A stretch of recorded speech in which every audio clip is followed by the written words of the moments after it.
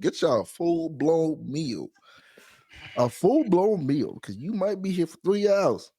No cap. We might have to split this because I don't. I'm kind of procrastinating. I ain't gonna lie. I'm scared. Let's just see how far we get, guys. Let's see. Let's go. Oh, shit, I ain't really tired. bada bing, bada boom. The alleged Diddy list. Diddy celebrity friends, and what did they know? Bada bing, bada boom. It's a prefix menu. It's like one of those fancy Michelin star restaurants. That motherfucking You don't have cow to is sit still there new. and choose what you want to consume. Audio good, They chat? pick exactly what you need for that moment. The meal service starts at 6 a.m. on the dot every morning. Oats swimming in a tepid bowl of water, accompanied by 2 cuts of the house special bread. The lunch service is where things get a little bit more fun, a little more experimental, if you will. This is what they're known for, an in-house, quote, special K-loaf. It's a dense mixture of, is it bread? Is it cereal? We don't really know. Dinner is typically chicken gravy. The consistency of the chicken gravy over rice has been described as an in-between of paste and clay. Wow. And if none of those sound appetizing for you, you can always choose from their a la carte menu if they don't fit your taste. You could choose a Velveeta cheese block minus the noodles for $3.70, jalapeno squeeze cheese for $3.35, or if you're feeling extra ravenous, you could pick a rib steak meal for only $9.95. The prices you would imagine are quite fair. In fact, if you're visiting for a while, you could even purchase New Balance sneakers for $54.60, or perhaps hemorrhoid cream for $4.30. The meal service is, interestingly enough, fully booked every single service, every single day, no reservations required. In fact, attendance is almost mandatory. It currently has a 2.2 out of 5-star rating on Yelp, and that is the establishment, the Brooklyn Metropolitan Detention Center, otherwise known as MDC. Some inmates, they just call it hell on earth. This place houses 1,600 inmates. It is New York City's primary federal detention center. They did have a previous one that was just as big. It was called Manhattan's Metropolitan Correctional Center, but that one closed a little bit after Jeffrey Epstein died. They shut the whole thing down? They shut it down, and now it's mainly the Brooklyn Metropolitan Detention Center. Is that related to the death? Yes. That's crazy. And people have been complaining about both facilities for a really long time. People say it's, quote, pure hell, probably the worst federal detention center in the country. Ghislaine Maxwell's attorney claimed Ghislaine's time at MDC, she was underfed. There were pieces of plastic melted into her food. She had to drink contaminated water. She ended up losing her hair. But worse than that, the entire place is crawling with roaches and rodents. You could just smell the stench of overflowing toilets wherever you go.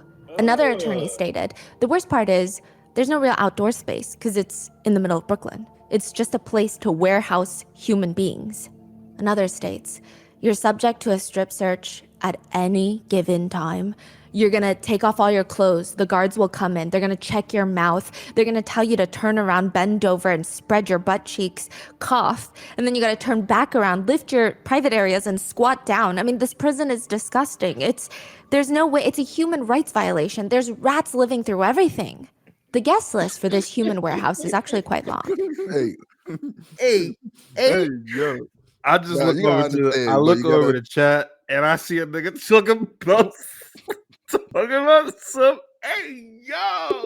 Of Ghislaine Maxwell, Jeffrey Epstein's right-hand woman, R. Kelly, Keith Raniere, this is the NXIVM cult leader, Sam Bankman-Fried, billionaire crypto fraud, and now Sean Diddy Combs. Oh, he looks crazy. But it seems that is like an alien, trying bro. to get out. Yes. He's applied for bail twice, and now he's on his 3rd attempt. And there are serious concerns by netizens and conspiracy theories online that Diddy is going to, just like Jeffrey Epstein, mysteriously pass in prison because very, very powerful people around him will not want him talking. Ooh.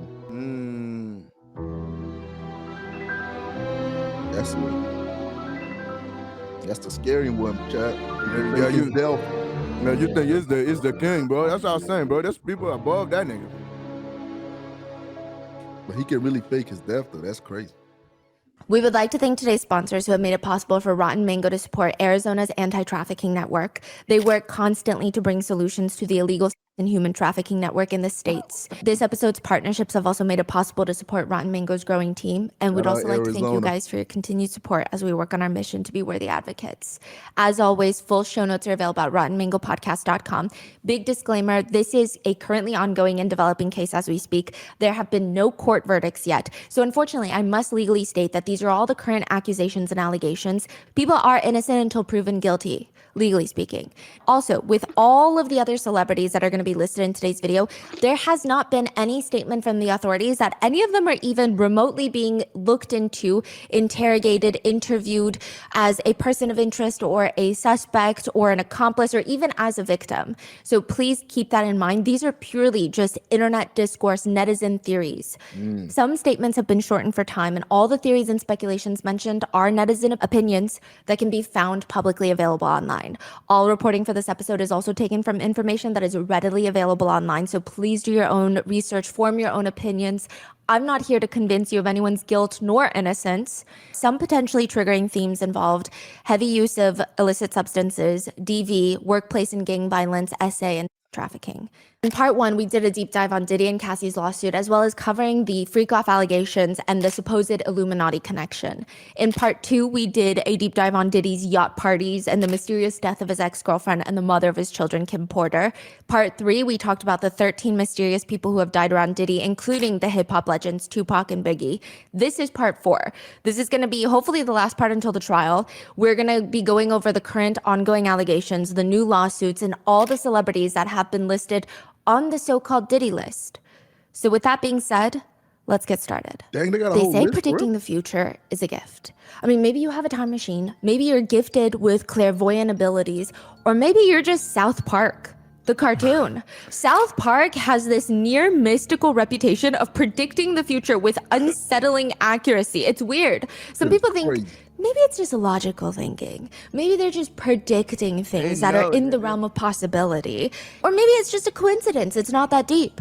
Others think South Park needs to be studied by the government. You decide.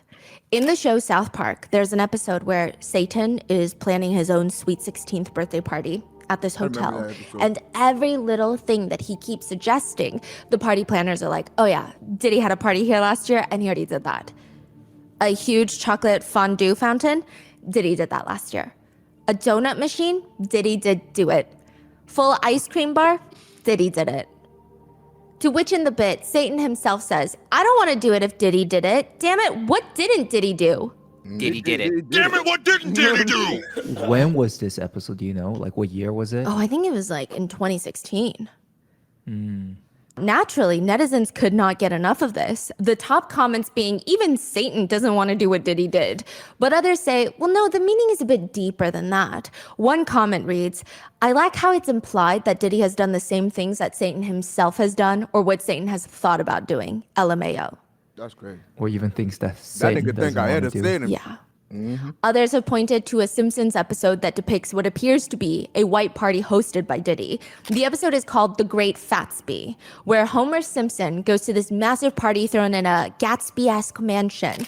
They're looking for the host, where some of the partygoers, including other A-list celebrities, say that he might not even exist, the host of the party. Others say, oh no, he's upstairs in his office. I mean, the whole massive staircase is lined with platinum plaques for songs. And when they walk into the party, someone who netizens claim looks like Diddy is standing in the balcony, staring out at the party from the top. This character tells Homer and Mr. Burns that nobody crashes his party. He snaps his fingers, security detail with assault rifles, like the ones that were found in Diddy's home, and guns pop out, and eventually the situation is resolved. Because again, the character whom netizens believe to be a depiction of Diddy finds out that Homer's friend is this ruthless billionaire that everybody despises, but he loves him for being a ruthless monster, and he pulls him in for a hug. So people are saying these cartoons are predicting all of these things. All the parties, all of Diddy's crimes, did they predict it? Do you know how much an original copy of the Declaration of Independence is? I didn't know that could be for sale. There was one for sale. It's technically considered priceless, but technically, if you want to get really technical with it, there have been rare copy prints that sold for $8 million in auctions, like this one, owned by Norman Lear. Of the 200 copies of the Declaration of Independence, only 25 are still known to be in existence today. And Diddy is walking around a white party with a copy, an encased, closed, protected copy in his hands. It's a loan from Norman Lear. He said no one would ever expect a young black man to be coming to a party with the Declaration of Independence, but I got it, and it's coming with me, and I promise not to spill any champagne on it. This is how crazy his white parties are. Diddy's white parties were the it parties to be at. What kind of other celebrity party has a copy of the Declaration of Independence? I can not even name a single one that I have never been invited to, but who knows? There would be these flaming torches outside the estate, burning all day, all night. Diddy says about the origins of the white parties. You know, I had just had the craziest mix of guests. Some of my boys from Harlem, Leonardo DiCaprio after he had just finished the Titanic. I had socialites there and relatives from down south. There were 200 people sitting out there just having a down-home cookout. Diddy allegedly actually called himself the Great Gatsby, which I feel like at this point, after Burning Sun, don't you know, Great Gatsby does not have a happy ending. Maybe not the best way to predict your own future. According to one insider who states they went to his parties, she said, Diddy hired these young women to stand on pedestals on either side of the entrance, just dressed like angels, just standing there. She said it was very Gatsby-esque, maybe crazier. There were synchronized swimmers on the outside. There were topless women parading around in angel wings. But then there would also be group orgies, group sports taking place in the bathrooms with pills being passed around like little appetizers. People said when Diddy winked at you and said, come to the VIP section, you knew you were going to have a really good night. What? He's known to just be a party legend. Diddy was known for saying things like, you think I'm going to stay in the VIP section? I created the fucking VIP section. Fuck the VIP. I want to touch the people. I want to feel alive. What does that mean? He wants to go into the club where everybody's dancing. He doesn't want to stay around in the VIP section. Yeah, okay. He's a master marketer. In one MTV skit about his parties, one person says, Diddy once threw a party on a jet flying around the world. Now, it started on a Tuesday and somehow ended on the previous Sunday. I don't know how he did that. They're flying through time zones, right? Yeah. Is that what they're saying? Yeah. Okay. Other comments, it's hard to say which is more off the hook. A Diddy party or a Diddy after party or a Diddy after party, which is basically just a pre-party for the next Diddy party. Oh, fuck. There is a picture of Diddy from an old Miami party where he's standing next to a table. And on that table, there's this woman laying nude on the table, just covered in food. She's the centerpiece, if you will. He's eating a chocolate-covered strawberry off of her. And people think it's just a little unsettling now. Because, you know, it's all fun and games until you are his private chef. His private chef's name is Cindy. Cindy starts working for Diddy in 2015 at his LA compound, which, you know, this TikToks that's like, I'm a personal chef to a billionaire. Here's a day in my life, right? It sounds all fun until you realize that she's working from 9 a.m. until midnight or sometimes even till 2 a.m. in a lawsuit filed way back in 2017. So not even with the recent lawsuits and allegations. This is in 2017. Cindy says she was working every Saturday and Sunday for Diddy and only getting paid $150 per day. Eventually, he enjoys her cooking so much, he bumps her up from 2 days to 6 days per week, but she's still working 9 in the morning till midnight, getting paid $150 per day. That's $10 an hour. The minimum wage now in the state of California is $16 an hour. So albeit this is in 2024, but still. Aside from the pay, Cindy says in more professional legal words through her attorney in the lawsuit that this was pretty freaking miserable. She was traumatized working for Diddy. The lawsuit she files alleges in very professional terms, but for ease to digest, I will paint the picture. Cindy would be cooking in the kitchen, oftentimes in the night, when Diddy would tell her to come serve food to him and his guests in the various areas of his mansion. She would walk in with the food because that's her job, right? And sometimes it was just so clear that they had all gotten done participating in activities. Or sometimes they would be in the midst engaging in group activities while she's just forced to serve food, set the table, if you will. Other times she would walk in to, quote, deliver the food. And when she would walk into Diddy's room, she alleges it's so clear that he just got done having intimate relations. He would just be fully butt naked. She's uncomfortable. You can tell. that she's uncomfortable. He could tell that she was uncomfortable, but he would allegedly ask her along the lines of, are you attracted to all of this? Do you like my naked body? In another occasion, Cindy is in the kitchen preparing the meals when a male house guest, one of Diddy's friends, walks in. She looks up, he's butt naked. He had just engaged in activity with another guest of Diddy's, and he's just standing there around naked, asking her to look at him. Look at him down there, and quote, admire his genitals. Is this person named? No. Cindy is mortified. She immediately files a complaint with her supervisor, another employee of Diddy's. Cindy complained frequently because, first of all, she never signed up to be constantly exposed to sexual activity and talking about genitals. Her capacity as a professional chef, and she's not working on like a explicit set where she knows what she's getting into. This is just somebody's home. This is not what she's been expecting. It seems like the only benefit for working for Diddy is that he did this very interesting thing where he liked throwing away a bunch of stuff because he's a billionaire. Sometimes the stuff he's throwing away wouldn't even be broken or damaged. In fact, they're nice things, they're expensive things. The house staff knew that if Diddy didn't really want it, technically they were free to take it before it's trashed. So I guess there's like a special bucket where they go through the trash and they're like, why is he trashing this? Well, one day the housekeeper comes up to Cindy and is like, hey, these are a few things that Diddy is throwing away. Do you want something? She picks something, and within a few days, she's terminated for theft. Cindy believes, she alleges in her lawsuit, that she was set up.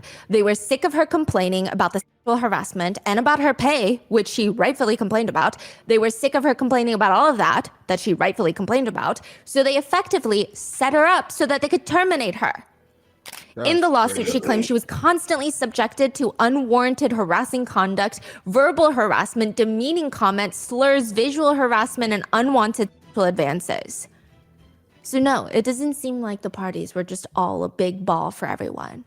In a separate lawsuit filed by a John Doe, the allegations state that he was invited to one of the infamous white parties in the Hamptons. He actually includes a picture of himself with Diddy. His face is blurred out, but he was just 16 years old. He had a mutual connection to Diddy. He didn't feel like this is something you could turn down. I mean, this is his chance to break it into the industry. The lawsuit includes a supposed picture of Diddy and John Doe at the white party. Interestingly enough, the lawsuit alleges that Diddy took an interest into John Doe, which gets him very excited. They move to a quiet area where John Doe is going off telling him how he's such a big fan. I have these dreams of becoming a star as well. And like the way that you've just done it is so admirable. To which Diddy smiles and allegedly tells him, you have the potential, you have the look, you know? It's stated, alleged, that Diddy told him that he has the ability to transform him or anybody else into a star. Which John Doe gets excited. I mean, it's a pleasant conversation. And again, the lawsuit alleges Diddy abruptly tells John Doe he needs to drop his pants. The lawsuit states, John Doe, caught completely off guard, confusingly asked Combs to repeat himself. Combs made himself clear. He instructed John Doe to drop his pants and expose his penis so that Combs could inspect it, explaining it was the rite of passage and the route to becoming a star and also a way to prove himself. Quote, don't you want to break into the business? John Doe immediately felt uncomfortable, froze, and did not know what to do. Combs remained calm and stood in front of him and stretched out his hand in a cupped position. Out of fear and anxiety and the imbalanced power dynamic between himself and Combs, John Doe then dropped his pants and exposed his penis as Combs previously instructed. Combs moved closer and grabbed John Doe's penis and genitals with his hand. He firmly cupped and held onto John Doe's private parts for an extended period of time. During this time, Combs moved his hand in such a fashion to manipulate John Doe's genitals, squeezing and feeling them. John Doe was only 16 years old. That can't be real. That is what That's the lawsuit real? states. That's okay. In another separate lawsuit filed by another John Doe, the allegations in his lawsuit include that in 2006, he was working for this security firm called Mass Security, where he would work at nightclubs or events for private events as security. He got this last-minute job at Diddy's East Hampton mansion for this annual white party, and the lawsuit alleges that prior to the party commencing, Diddy pushed John Doe into a van and viciously sodomized him. And while John Doe kept pleading for help, Diddy allegedly responded, you'll be all right. You'll be all right.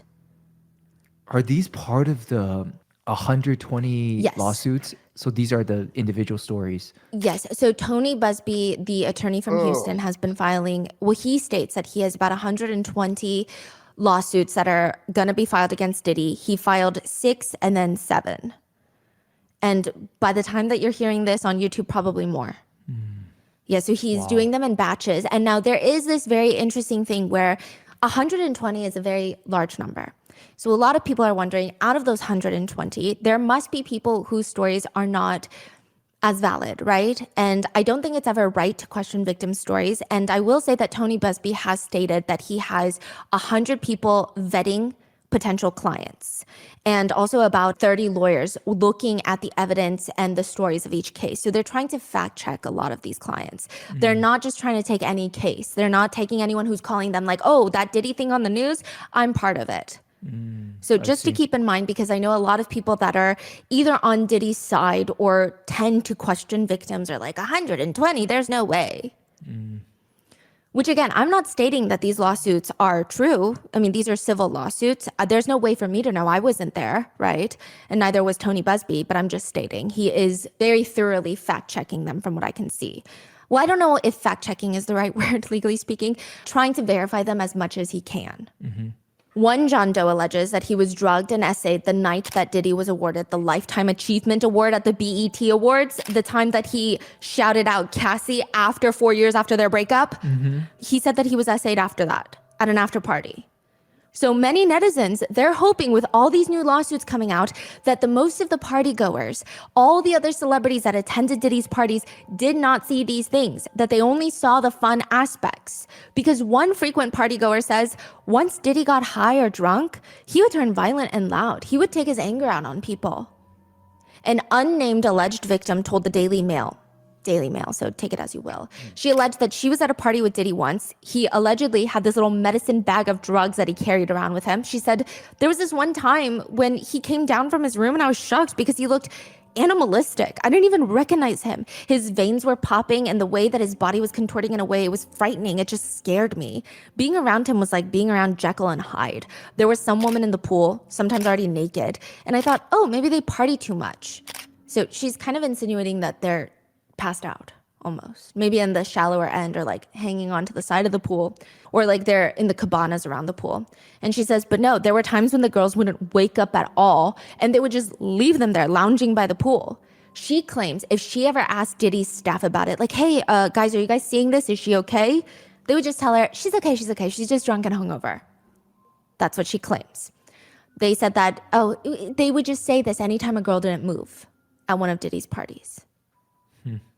And Tony Busby, the Houston-based attorney I was telling you about that's representing the 120 potential clients that are in the process of suing Diddy, he says, if you were attending one of these parties, if you will, and you attended before, or you knew what was going to happen, that is, you knew that a particular drug was being used in drinks that were causing people to be coerced and taken advantage of, and you were in the room, or you participated, or you watched it happen and didn't say anything, or you helped cover it up, in my view, you have a problem. You can't hide skeletons in the closet forever. I would expect there are many people out there right now who are desperately searching their memories as they delete their texts and data. So does that mean every celebrity in connection with Diddy helped cover it up? Not exactly. There are a few camps of netizens. Some that believe, obviously, people who just went to a white party, you don't know what they know because these white parties, everybody was going to them. There's just no way that every single person in Hollywood knew what Diddy was doing.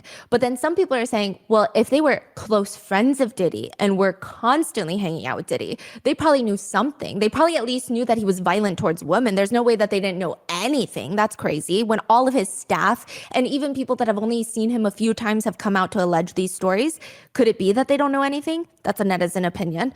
Or there's a group of people that are like, let's not even point any fingers. We don't know what they know. But I will say, for as long as Diddy has been around, there have been people in the industry that have been waiting for this moment. People that don't love Brother Love. In fact, they hate Sean Love Combs with a fire-burning passion. In 2005, a book was written titled Confessions of a Video Vixen by Kareen Steffens. Kareen is a well-known figure in the industry. She was well-known to appear in a lot of music videos. And it says that she first went to Diddy's parties in Miami. It was, quote, intense. She claims that there were women walking around topless, champagne being passed out, drugs being passed around on the inside. She claims you choose your pill, take your champagne, and that's the vibe for the night. It was intense. Like the drug usage is just so casual. In it, Karine alleges that when she first met Diddy in 2001, this is around the time that he and J-Lo break up. She says, quote, in retrospect, I realized that I was given to him as a gift by another executive. She claims that she was with Ja Rule and Irv Gotti when Diddy told them, quote, send her to my house. She alleges in her memoir, and that was it. I got the order to go to his house, and that was the first time he and I spent time. She describes herself as being a, quote, party favor, or at least that's what she said it felt like to her. Now, there were no explosive allegations in her book. She claims about her sexual encounter with Diddy as being consensual, but they didn't have full intercourse. It's unclear how far they went, but it just wasn't sex. She writes in her book, after the experience, he said, you're one of the best. I said to him, same, when in actuality, he was average. Our sexual encounter was pretty straightforward, nothing out of the ordinary. Later, she goes with a friend to Diddy's massive party that he's hosting, and I guess Diddy didn't personally invite her. He didn't know she was coming. The minute Diddy sees her, she alleges, he pulls her to the side, allegedly asking her, we're cool, right? I mean, we're friends, right? She says, quote, I was confused by the line of questioning, but assured him we were in fact cool. He allegedly tells her, I'm saying though, you know I have kids and a mother and people who love me, and I can't afford for anything to get out. I don't want them to get upset. She claims, she's confused, but reassured him she has nothing but respect for him and his family. But that doesn't appear to be good enough because she states Diddy pulls her friend, the one that she came with, to the side. They're gone for about 45 minutes in the midst of this little party. And he gets back, grabs Karine by the arm, starts dragging her out of there. And is like, what did you do to that man? What did you do to Diddy? What? She's so confused. He tells her that Diddy allegedly told him to be careful around Karine. Do not let her into his home. She's like, why would he say that? Why can't I be in your house? Like, what do you mean? And he said, Diddy told me, quote, she'll have you on video with fingers in your booty. What? Karine states that the both of them were so confused, shocked, and eventually they broke out into hysterical laughter on the front lawn of Diddy's Miami mansion because how ridiculous that comment is. What do you mean? What does that even mean? I'll cry she laughing does too, clarify that she was not one of Diddy's victims, but she also writes in the book. This is obviously condensed, but at Diddy's, I was received with open arms by him and his entire staff. Everyone in the home was devoted to Diddy and catered to all of his needs, and for the afternoon to all of mine. I began to understand the hype around Diddy, why he was a pop culture icon. He's got that star quality, that's something that draws people to him and makes them want to be in his space and take part in his world. I was no different. By the end of the afternoon of meeting him, I'd become easily enamored. Okay, so what was that whole encounter about? So he saw her, showed up at the party. He freaked out, pulled the guy away to tell the guy to not trust this woman. And what's the reasoning, intention? Like, what's going on here? Some netizens have deciphered, because the book is a little bit confusingly written, has deciphered this as evidence that he might have been into some activities that we're not privy to, which I don't think is that big of a deal as long as it's consensual with adults. Some people are pointing to the fact that okay, so yes, they're saying that they did certain activities that Diddy does not want anybody to know. Yes. The fact that she showed up again, now he's like, oh, who are you telling people about this? Yes. And he's freaking out about that. And he's trying to discredit her and isolate her, is the allegation. I mean, I don't even know if this conversation actually took place, right? But I'm just letting you know what's out there. She said that she would eventually snap out of it, but there were still a few people around Diddy that were not enamored by Diddy. He has some lifelong haters, one of them being Miss Wendy Williams. Before Wendy Williams was the Wendy Williams, controversial talk show host, she was just getting started as a radio personality. She was signed with Hot 97, one of the coveted spots at the time. One would argue that she was a yapper on this show. Others would say, you have not seen yapping until you saw her on Hot 97. It was crazier back then. I don't know if defamation laws were looser back then, but Wendy would go to work and just ready to start some shit. One of her targets back then was Diddy. It does not appear that she intentionally targeted him, but she did state that she had obtained a very interesting photograph that allegedly showed Diddy and another man in a compromising position, which, you know, maybe Diddy likes men. Okay, I will say, the conversation of Diddy liking men I don't think it matters. I understand why some people might use it to confirm some of the allegations in the lawsuits because some of the victims suing him are obviously men. So it's like confirmation. Other than that, I don't think his sexuality plays a role in this at all. And I do think that what she did today would be very controversial. If that picture is true, why would you out a public figure or anyone for that matter? But it gets wilder. Around the same time, she states that she has this infamous photo of Suge Knight from Death Row Records with Diddy's son, Justin. Remember the whole East Coast can't even take care of their own?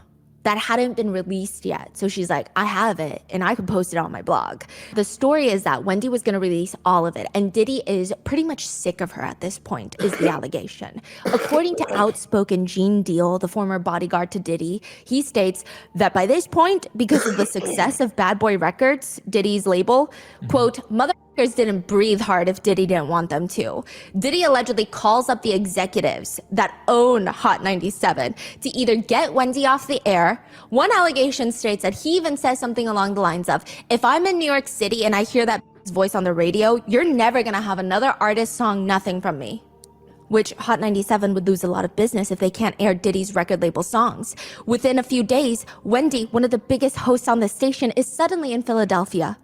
She's not in New York City anymore as a host. She's a host on a radio show in Philadelphia. They fired her or let her go? It seems like it. If this is all true. A lot of netizens agree. Yeah, threatening to release a photo like that of someone doing intimate things is pretty horrendous. Potentially outing someone is also horrendous. But some netizens would point out, given everything that's happening right now, nobody feels sympathy for Diddy. And on top of that, they question why someone at his level would have such a big reaction to a photo if it weren't real. That's what they're saying. But I do want to add, Gene Deal, the bodyguard, says the photo is not what you think it is. His version of events is that they were all on vacation and these girls were taking photos nonstop. And on this trip, one of the guys decided it'd be hilarious to pull down Diddy's pants to expose all of his privates. So as he's like bending down to expose all of his privates and pull down his pants, Diddy's private parts, I guess, whip out and the picture gets taken so it looks like another man is about to perform something on him. But he says it just wasn't true. It was like a prank. But he claims that's the picture that was allegedly sent to Wendy Williams with a whole story of how Diddy is into men. Regardless, Wendy Williams gets dropped in New York City. She's got to go to Philly. The long-standing animosity between the two is pretty strong. Wendy alleges that Diddy would send a bunch of girls to try and jump her outside her radio station. Once upon a time, there was a music mogul who sent his all-girl group to beat my ass in front of the radio station. She alleges that Diddy, quote, single-handedly tried to sabotage her career. She writes in her book, the hell he put me through, I will never forget it. But I don't hate him. But later, during her talk show, she was one of the few that extensively talked about the power dynamic between Diddy and Cassie, saying things like, my thing is, when you date a mogul, it's really difficult to avoid them. Even if you use your head, you never know when they're gonna pop up on the scene. Like, they could find out what hotel you're staying at. They could just pop in, pop out. They have too much power in this world. Wait, I'm so sorry. What is she referring to, though? Cassie and Diddy, so when they would constantly break up and get back together, and Diddy would publicly reach out to Cassie through social media to try and win her back during their on and off relationship. A lot of other people were debating whether or not that's romantic, but Wendy says, I suggest don't use social media, though, to reach out. This was a grand overture from Diddy. I don't believe he really wants her back or wants her. I believe he probably treated her at some particular point like a possession. If you really care, then you would reach out privately, not publicly. There were these comments here and there that indicated that they never really resolved things until 2017. Diddy makes an appearance on the Wendy Williams show. And people think it is so awkward. The whole thing feels tense. They're both trying to dance around each other. Not really, but like figuratively during the entire interview. I don't think netizens are reading into it. I was watching it, and I've been watching lots of Diddy interviews on Ellen DeGeneres' show, Conan O'Brien, Jimmy Kimmel. He does not seem relaxed or happy around Wendy Williams. He keeps having these moments where he's smiling, but his smile drops so quickly. It's like he keeps dropping his smiling mask. Why did he go on there? Nobody knows. One part that's been going very viral on social media is Wendy Williams is bringing up her son. She says, and let me tell you something, as a mother of a now 16-year-old boy, Diddy interrupts her, who I met backstage. He's a great young man. Who I met backstage, He did? He's a great young man. Oh, thank you. Yeah. That shit scared the fuck out of Wendy her. Williams looks so uncomfortable. She briefly thanks him, but looks like she loses her train of thought. She spaces out and stutters a bit.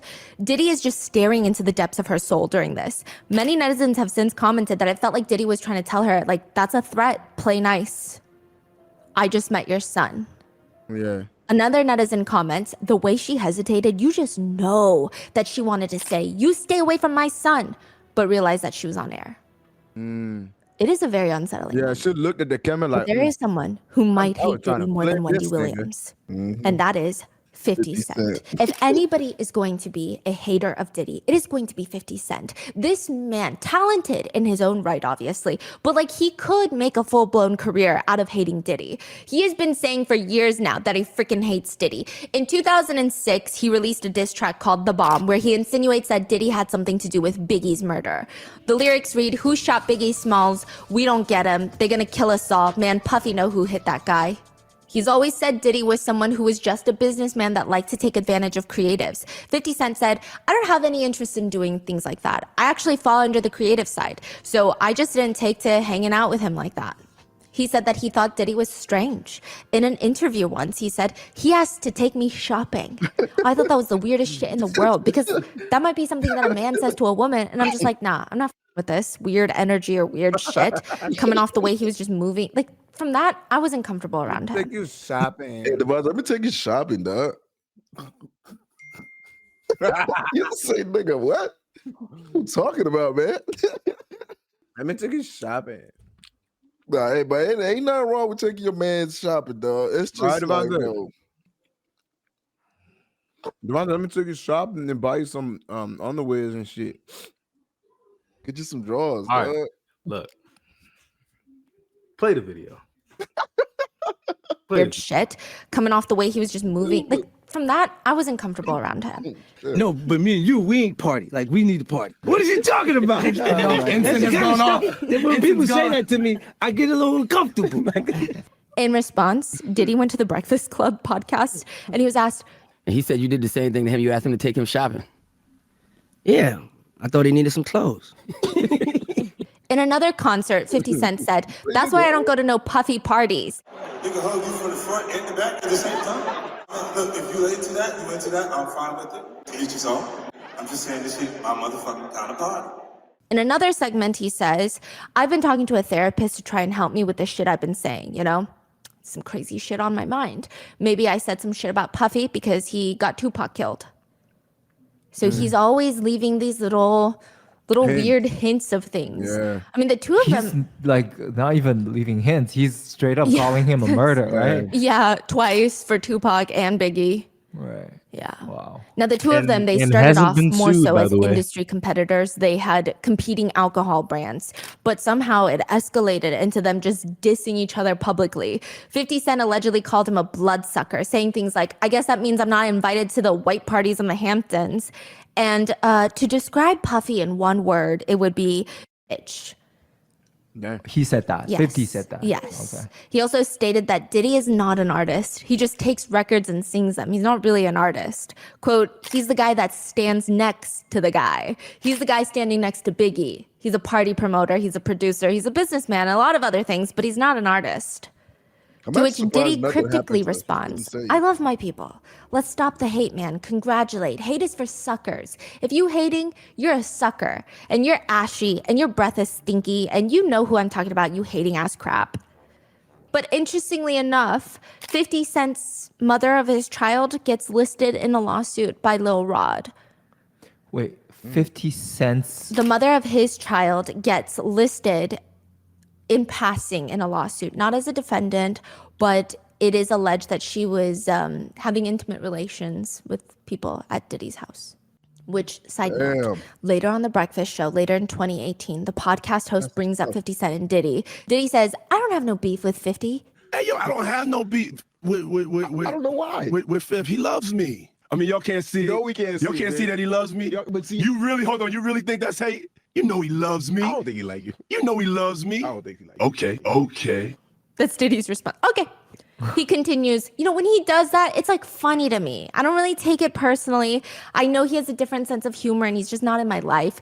We don't have to ever cross paths, and I will never say nothing negative about him, because that's just not me. But no, Diddy, he really, really does not like you. Anytime there would be any negative news about Diddy, 50 Cent would turn his Instagram page into a multifaceted hate page towards Diddy for years now. Even when Keefe D was arrested for killing Tupac and Diddy was named by him, 50 Cent posted, "Damn, so Tupac got lined by Brother Love? LOL, time to lawyer up. Shit might get sticky." Telling who? Diddy to lawyer it up? Yes. Nope. And now we have come full circle with Christian Combs, Diddy's son. After Diddy's homes were raided by the feds, he released that diss track. And he was actually listed in a lawsuit. He's been accused of SA, but he released that diss track called Pick a Side, in which he takes a shot at 50 Cent, saying all that gossip shit is whack when all they had was 50 Cent, who put the city on the map. Stop lying. So he's basically saying 50 Cent is acting like he put the city on the map. Don't lie to yourself. 50 Cent then posted and deleted on Instagram, "I feel so threatened by the things Christian is saying on his record. I'm afraid for my life. Please don't hurt me, guys." He's being sarcastic. He has since taken it down, but he is currently working on a series about Diddy with Netflix. Oh, that's right. When all that shit Is there any more information on that? Is it just He did joke that he was going to title it "Diddy Do It?" that's all we know? Yeah. Videos have been going viral of celebrities trying to warn us about Diddy, like all these clips of 50 Cent saying all these things. There's no way to know for certain if these celebrities knew what was going on or were trying to warn the public, or if it's all just a coincidence. But let's go through some of these warnings. Again, these could have been coincidental comments, jokes, or maybe they don't even realize what was going behind closed doors. But because this episode is more so internet discourse, we have to go through them. Brandon T. Jackson, a comedian and actor, made a claim earlier this year before Diddy's arrest, but perhaps someone was trying to warn him. I don't know. He said Denzel Washington gave him some sage Hollywood advice. You leave 30 minutes before the devil get there. For all the parties in Hollywood. Which, to be fair, he could have been referring to anyone, or perhaps metaphorically to the devil. But Brandon said he always noticed Denzel Washington left before the devil gets there. Anytime he sees Denzel Washington leave a party, it would be a signal to him to leave the party. Did he mention Diddy at all in this conversation? The conversation seems to have Diddy implied throughout the other parts of the episode. And there's actually an interesting story from years ago. In 2003, Denzel Washington confronted Diddy at one of his parties. Sources allege that they got into a heated discussion about something, and allegedly Denzel stormed out while shouting, "You don't respect anybody." Which nobody knows if this actually happened or why, but it's a very interesting thought. We're going to come back to Denzel Washington in a little bit because there is a very vocal alleged victim of Diddy's parties. Well, I guess I could just summarize it here. Allison Carter, she has stated, she's kind of insinuated that Denzel Washington is also involved, but I don't know. There's a lot. There's a lot there. But just keep that in mind. Earlier in 2024, before Diddy's arrest, Cat Williams went on a talk show to say all these big dick deviants is all catching hell in 2024. It's up for all of them. It don't matter if you Diddy or whoever you is, all lies will be exposed. The truth is the light. It don't matter if you Diddy or whoever you is, all lies will be exposed. That's all. Cat Williams claimed he was blackballed from the industry because he's been in the game for so long and he has been gathering information, intel. He knows everybody's secrets and they all know that he knows. He claims, now I've had to turn down $50 million 4 times just to protect my integrity and that virgin hole I was telling you about. Right. Because P. Diddy be wanting to party and you gotta tell him no. Oh, that's where this line came from. Yes. Ah. Some would even argue that Diddy warned us. For a Vibe cover called Puff Daddy, It'll Never Be Over, Diddy ominously tells the reporter about this vision he has in his mind. And this vision is just always in his brain. He says it's like a picture out of one of those old movies where a man has been wrongly accused and the whole town is gathered to watch him get hanged. This man is up on a platform with his legs dangling in midair, only instead of choking, he refuses to die. Days go by and he's still hanging in. The townspeople are throwing rocks at him, but he won't give in. Finally, they cut him down. That guy is Sean Puffy Combs himself. They cut him down and he just walks away. He starts yelling, I raise out of the coffin. It will never, never, never, never be over. Never, motherfuckers, never. Well, this could get out free. What's the context behind that? Oh, I think he's just talking about how people are trying to take him down. And when was this? Was this years ago? A long time ago, when he was still going by Puffy. I see.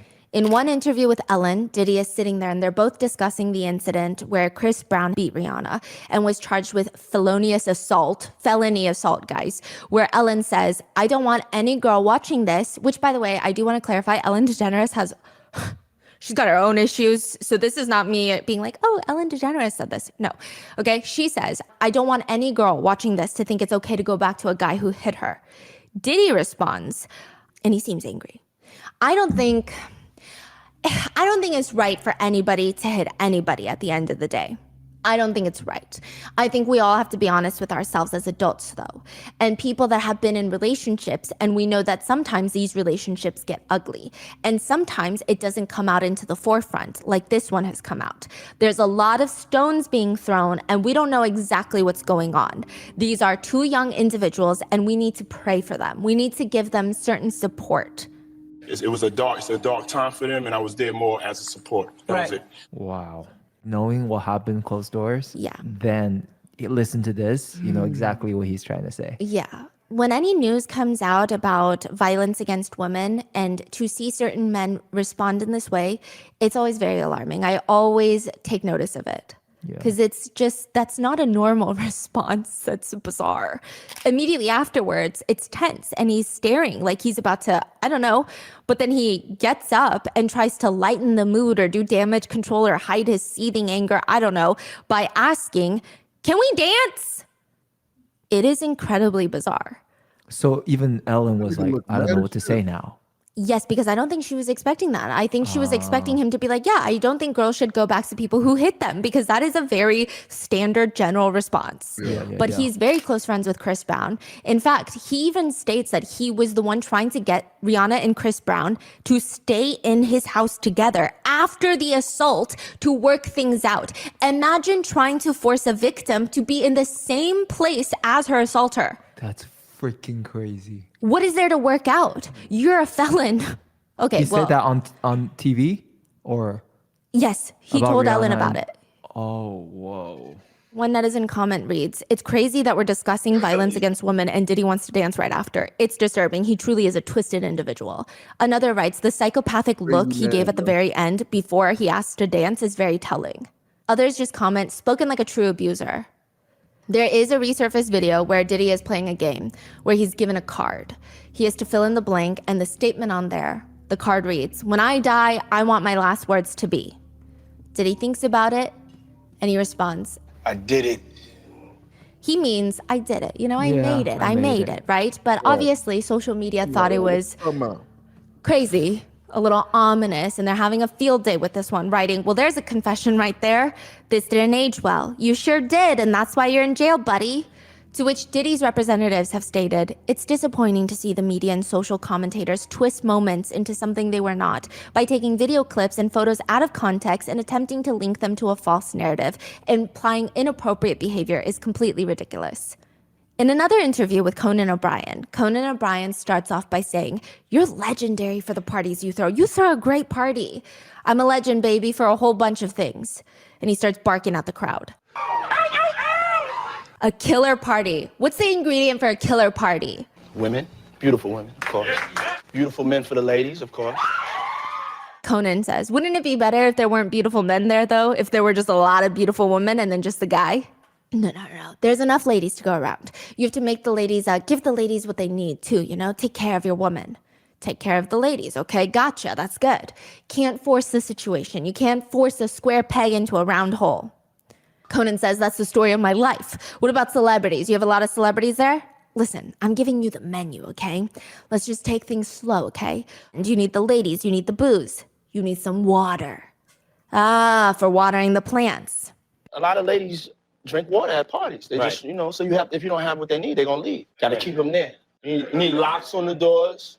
He said lock the doors? Yes, this is being pulled up in hindsight because there's a video of Diddy and Young Miami, his then on and off girlfriend of the City Girls, right? There is a video where he takes Young Miami into a room inside the house and there's like a deadbolt from inside. It's very weird. on So an he's interior door. serious, like- yeah, so it's just people are like, we don't know what the purpose of that deadbolt is, but it's definitely weird. Right. It's definitely not a normal thing. It's I not think- even like a safe code so that Even- certain people, Yeah, even say that as a joke is weird. is freaking weird. And scary. Yeah. And Conan O'Brien says, okay, this is sounding kind of dangerous now. It's a little kinky, but rock with me. Just check it out. You need a lot of heat. Heat? You mean physically? The place has to be hot? Yeah, you don't need air conditioning. Why is that? Heat affects the alcohol, and it also affects, everybody gets a little more comfortable and loose, builds up a nice little sweat. What? That just sounds disgusting. Depends on the way you look at it. So you're saying it starts getting sexy. Is that what you're saying? Yes. Sexy. New word for you. Let me finish. You just need music, and then you need me, of course. Comments on the video now read, self-snitching, a national pastime. In a separate... I ain't gonna lie, if a nigga say that shit to me, I'm running. Like, nigga, what? Like, what you mean by lock on doors? Nigga, heater on? Like, bro, what the fuck y'all doing? Y'all doing retros over there, nigga? I don't want no part of it. I said, motherfucker, I ain't gonna lie to you, man. I need to go home, bro. So nigga, I like my AC, dog. I don't know what y'all bro. talking about, man. I see y'all all Comments on the spinning. video. Self-snitching, a national pastime. In a separate interview with Conan O'Brien, Conan randomly brings up, let me ask you something. I don't know if it's just a made-up myth or if this is true, that anytime you go into a hotel, you don't check in the way everybody else does. You send someone ahead to prepare the hotel room for you. That's called preparing the sexy. Which, if you guys know, in the lawsuits with the freak-offs, it said that he would send his assistants to get ready all the freak-off supplies, allegedly. That's candles. I like candles. Which in Cassie's lawsuit, it's alleged that he would fix the candle lighting, like he's producing his own video while he's filming these acts. He says, I like tuberose, that's a scent that I'm attracted to. I like lilies, I like white orchids, I like roses, things of that nature. I'm into baths. I like my bath at the right temperature. So, it's just little things that I personally like. You have to make sure you go through the proper measures to make sure that your sexy is there when you arrive. People think that he's talking about freak-offs. People are having a field day with these old clips, digging up old clips. There's another one where Diddy talks about his legendary parties, and he says, they won't give me a permit to the parties, man. They don't want me to throw the parties no more. But we ain't gonna stop. We're gonna keep having fun. You're gonna keep hearing about my parties. They're going to be shutting them down, probably be arresting me. Doing all types of crazy things just because we want to have a good time. You're going to hear about my party. They're going to be shutting them down. They're going to probably be arresting me, doing all types of crazy things just because we want to have a good time. When I first started researching the Diddy case, there were 12 lawsuits that were filed against Diddy and the federal indictment that was unsealed. Very quickly, another dozen lawsuits were filed, and probably more by the time that you're watching this. But we are just going to go through some of the new revelations, new allegations from the newly filed lawsuits. There have been longstanding allegations that he would put date drugs into the alcoholic beverages at his party. There have been lots of people that have been coming online to allege he had a section for drinks that only girls would drink, and then a section for the artists, for the label makers, for the people that are not allegedly going to be drugged. So he had drug drinks and non-laced drinks. That is the allegation. One lawsuit even further alleges that it would be in the champagne glasses that they would hand out at parties. Specific mixed drinks like lemon drops would be laced with drugs because primarily these are drinks that more women tend to gravitate towards. Or maybe specifically, other people would be told, allegedly, hey, don't drink the lemon drops at this party. One lawsuit alleges it's not even just about the drinks that are circulating at the party. Multiple lawsuits have alleged that when you walk into his party, you would have to sign an NDA. Now, this part is not, it's a little gray area for sure, okay? But you would have to sign an NDA. And once you walk in, they would make you take a shot. They're like, you sign the NDA, and this shot is a prerequisite to coming into the party. Hell no. And some believe that those shots specifically, some were laced, some were not. So it's like maybe it's a pre-approved, these are the types of people I want to be drugged, allegedly. I wouldn't know how it works in the back end, but I'm just saying it is very weird because it's not Diddy himself that we're giving these shots out. Others allege that even the baby oil was laced, and that's why there were 1,000 bottles of the baby oil in his house, because it just doesn't make sense to have 1,000 bottles of baby oil. Yes, Americans buy in bulk, but 1,000 bottles of baby oil that doesn't even make any sense. And then you have Gene Deal, the former bodyguard, saying that's weird. You have other people like the Jonathan Odie. I don't know how credible he is, the man that was arrested at a Trump hotel shooting back then. He said that they were transporting liquid cocaine. He's definitely more of a conspiracy theorist. But still, there have been long-standing allegations. One lawsuit reads, quote, dousing victims in lotions or similar body oils also laced with GHB so that the drug would be absorbed through the victim's skin and make it easier to take advantage of, exploit, and assault him or her. What's GHB? The date rape drug. Oh. One lawsuit alleges that he would also say things like, this is what it takes for you to be famous. What are you willing to be a star for? Perform insert sexual act or else. Other lawsuits claim he would say things like, when else do you get to drink with a millionaire? One of the more shocking lawsuits filed as of recently is Jane Doe, who alleges that she was 13 years old when she was assaulted by Diddy. These are the allegations set forth in her lawsuit. And again, allegations until they're proven true in the court of law. The lawsuit alleges that during the 2000 VMA Awards, this is the year that Diddy and his then girlfriend at the time, Jennifer Lopez, went wearing that iconic green Versace dress.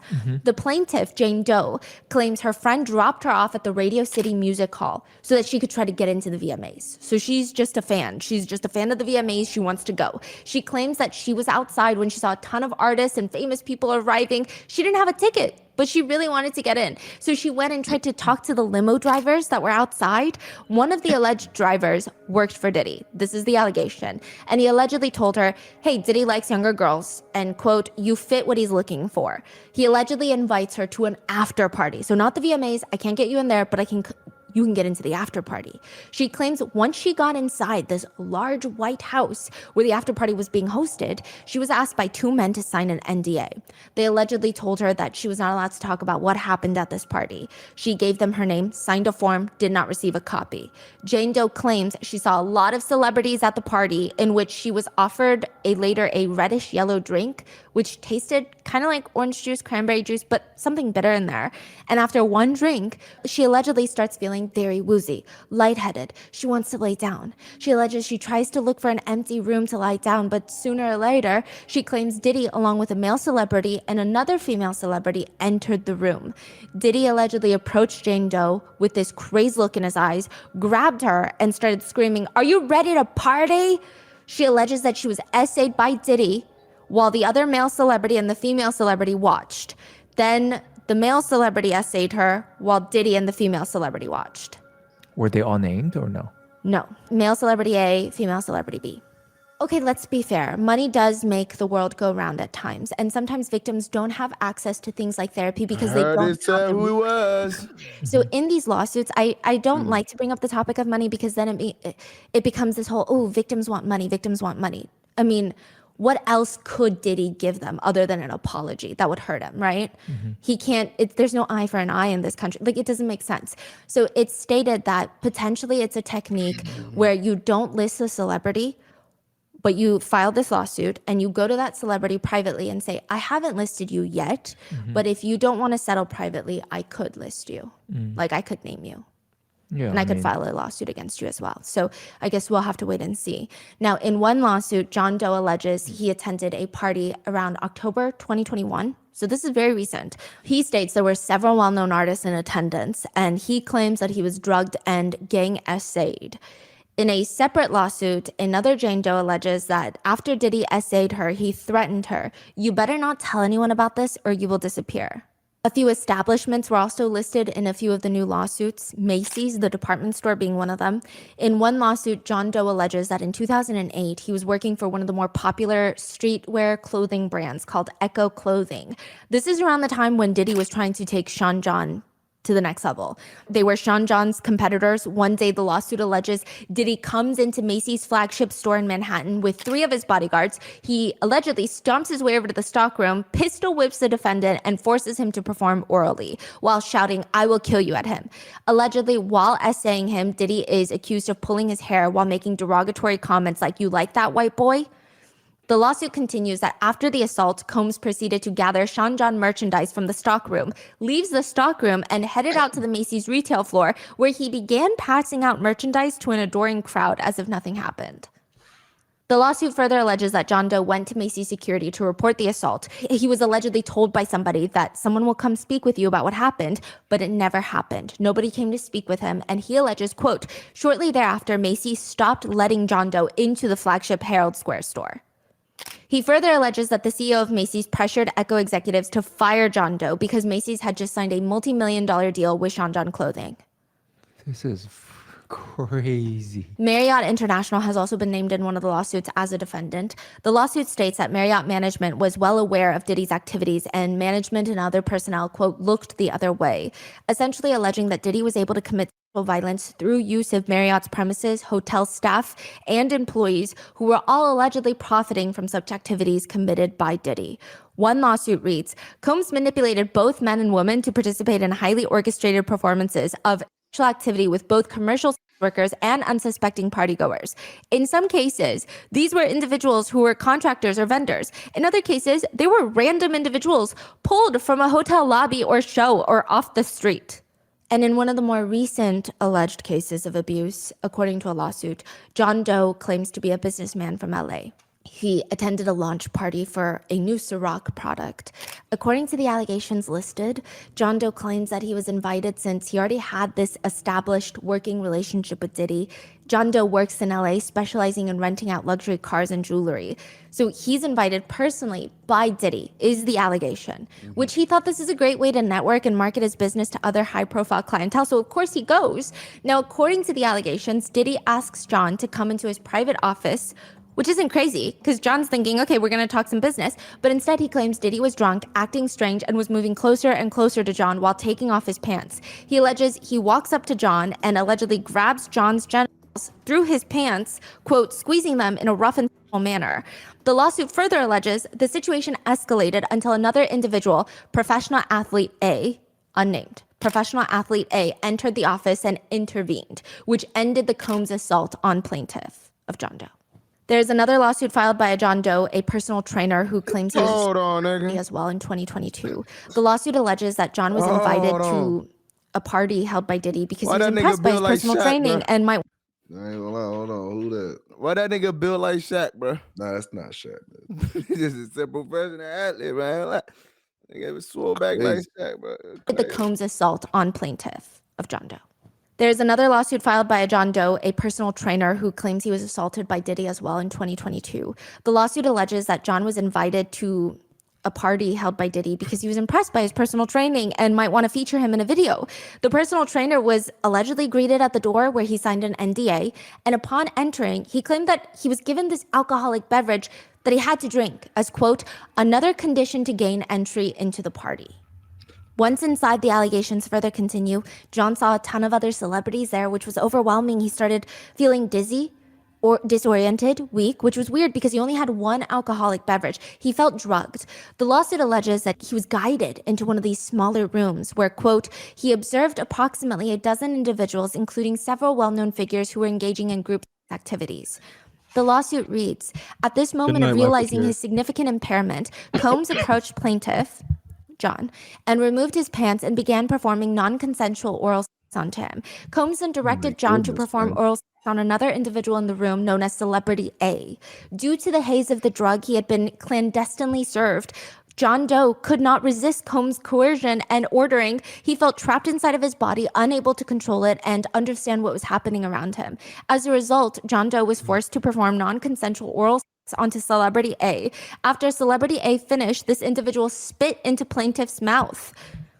The lawsuit further alleges, while in and out of consciousness, individuals at the party forced plaintiff into sexual acts with both men and women. And, quote, these individuals, including Combs, essentially passed plaintiff's drugged body around like a party favor for their sexual enjoyment. When plaintiff finally regained consciousness, he found himself outside of his apartment, disoriented, without a shirt and without his phone. Plaintiff is unaware who took him back to the apartment or how he got there. He alleges that this happened on the night of the BET Awards, 2022. Was that another one that was mentioned earlier? This is the further. The same. Yes, but same more person? detail. Yes. Same person, okay. In another allegation filed in a lawsuit, Jane Doe claims she was invited to a party in December of 2022. She claims she noticed all of Diddy's employees at the house party pushing drugs onto the guests, the staff. She alleges she only drank a single glass of wine where the allegation is she felt trapped inside of her body, and then Diddy allegedly essayed her. The lawsuit reads, plaintiff discovered blood on her legs from her vaginal area and bruising on her hip. She also found deep imprints on her arms and wrists, suggesting that she had been tied with ropes. Additionally, she felt significant pain and soreness in her vaginal region. Do you know who Aaron Hall is? He's a huge R&B singer from back in the day. He was listed as one of the defendants in one of the lawsuits. Liza Gardner alleges in her lawsuit that Diddy and Aaron Hall had taken her and her friend back to Aaron Hall's apartment for a party. This was way back then. And Liza remembers being offered more drinks and coerced into having intimate relations with Diddy. She alleges that after Diddy was done, she just laid in the bed, shocked and traumatized. As soon as she's trying to get dressed, Aaron Hall allegedly barges into the room, pins her down, and forces her to have intimate relations with him. When he finally leaves her alone, she claims she quickly got dressed, ran out of there, and her friend was also allegedly essayed by the two. She said that they swapped rooms. So while Diddy was allegedly essaying Liza, Aaron Hall was with her friend, and then they, quote, swapped and they switched. Oh my goodness, Liza thought man. perhaps the nightmare was over, but a few days later, she states that her door to the apartment slams open, Diddy runs in and allegedly starts choking her until she passes out. She said that he was scared that the girls were going to tell his girlfriend at the time what happened. Not the police, but the girlfriend. Which was? I believe not someone famous at the time. Okay. Aaron Hall, the R&B singer, he hasn't responded to the allegations, but an old interview of his has been popping back up. It's pretty bad. Some netizens feel as if he has admitted right then and there, but it's up for you to decide. A lot of people remember him being one of the smoothest, more romantic R&B singers back in the day, but turns out he likes to brag about being a pimp. Quote, pimp, because his grandfather was a pimp. He also states in an interview, girls with the, quote, fresh out the pussy shit think they can get a man like Aaron Hall. I'm historical dick. They f with me, it's a big dick. Everybody know my son's mother. What? Furthermore, he states that the mother of his son is a puppy because he impregnated her when she was 16 years old. He refers to her as a puppy because she was a minor, and he was in his 30s at the time. He states, I didn't know she was a puppy. Sometimes when I see a puppy on the field when I'm dog training, I think it's a year or two old, and it'd be like 8 months, so I don't know. So when I saw her, everybody was trying to get at her, so I took her. I didn't know she was a puppy, you know what I mean? That's right. She was tall, she was big, blonde hair, bone with the black pant leather. I was like, I'm getting that. The whole interview is a bizarre telling on himself rant. He continues, if you can't handle my dick, you ain't getting my last name. So I've been single for 50 years. If a bitch touch my dick and say my dick is small, then she's a lying bitch. He goes on to rant about how everyone he knows knows how hear he this and be fucks. like, oh, That's okay, his yeah, words, talking quote. about shit.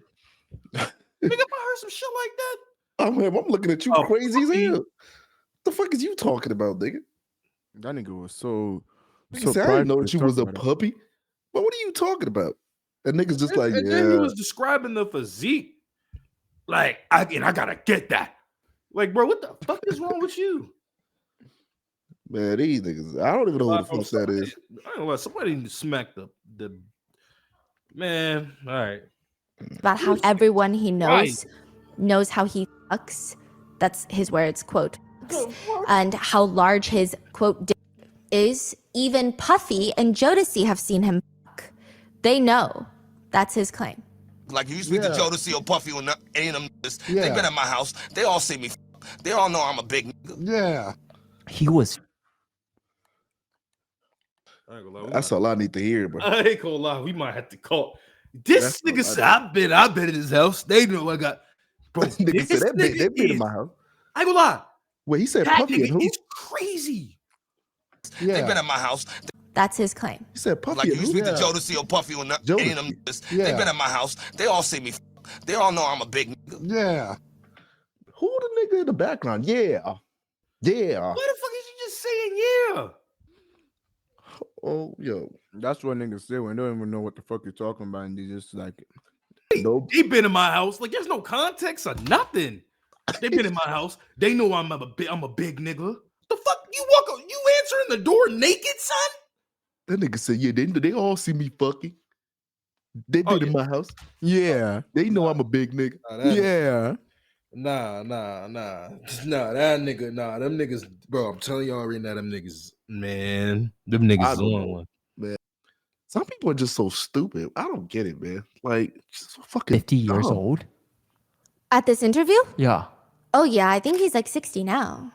And he's like screaming these things. It's very scary. He admits in the podcast, I can say to you that I've smacked a lot of bitches and gone off on a lot of bitches, but it's because I've never been raised or had my mother cook me any meals.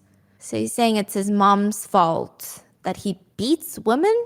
He says when you're with a girl, you don't go nowhere unless we say go somewhere. You beat your mom's ass, nigga? I just personally feel like he should not be allowed alone with any woman or child or really any other sane human being within like a 1 mile radius of him. He also states if he goes into a studio and a guy is arguing with a girl, then he goes off on that girl without even knowing what's going on because he doesn't want his friend to be perceived as weak.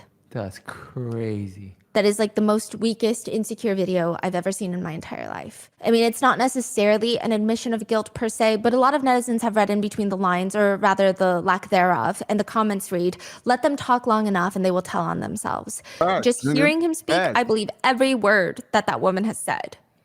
Diddy's attorneys have responded. No matter how many lawsuits are filed, it won't change the fact that Mr. Combs has never sexually assaulted or trafficked anyone. We live in a world where anyone can file a lawsuit for any reason and without any proof.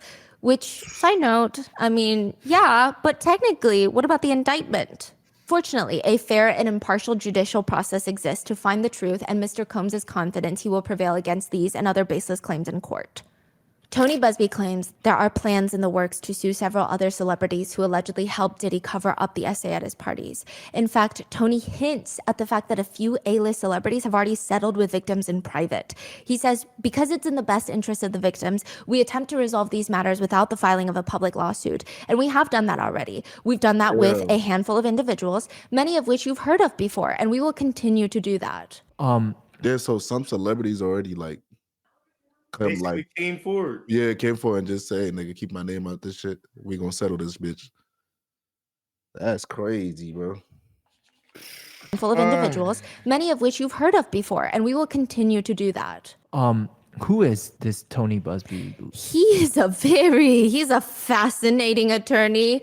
He has some interesting political views. He has parked a tank outside of his house. He's a larger than life character that I would say, if he were not representing victims, people would not really like this man very much. I think that he's involved in a lot of high profile lawsuits. I know that he is like suing the NFL right now or something like that, something to do with sports. He's going up against a huge sports team or something. I see. Some people think that he's an ambulance chaser. Some people think, I mean, technically he could file as many lawsuits as he wants. With enough due diligence and he can get all the good press he wants. So we don't know, right? He states that people are going to be very shocked at the names that will come out during the course of this investigation. He states the youngest of his clients was 9 years old at the time of the alleged assault. He states that the young boy was taken from an audition in New York City with Bad Boy Records. They were allegedly sexually abused by Diddy and several others in the studio on the promise of getting him a record deal. So in regards to the new lawsuits filed, it appears in response to attorney Tony Busby, Diddy's attorneys have called the barrage of lawsuits a, quote, clear attempt to garner publicity.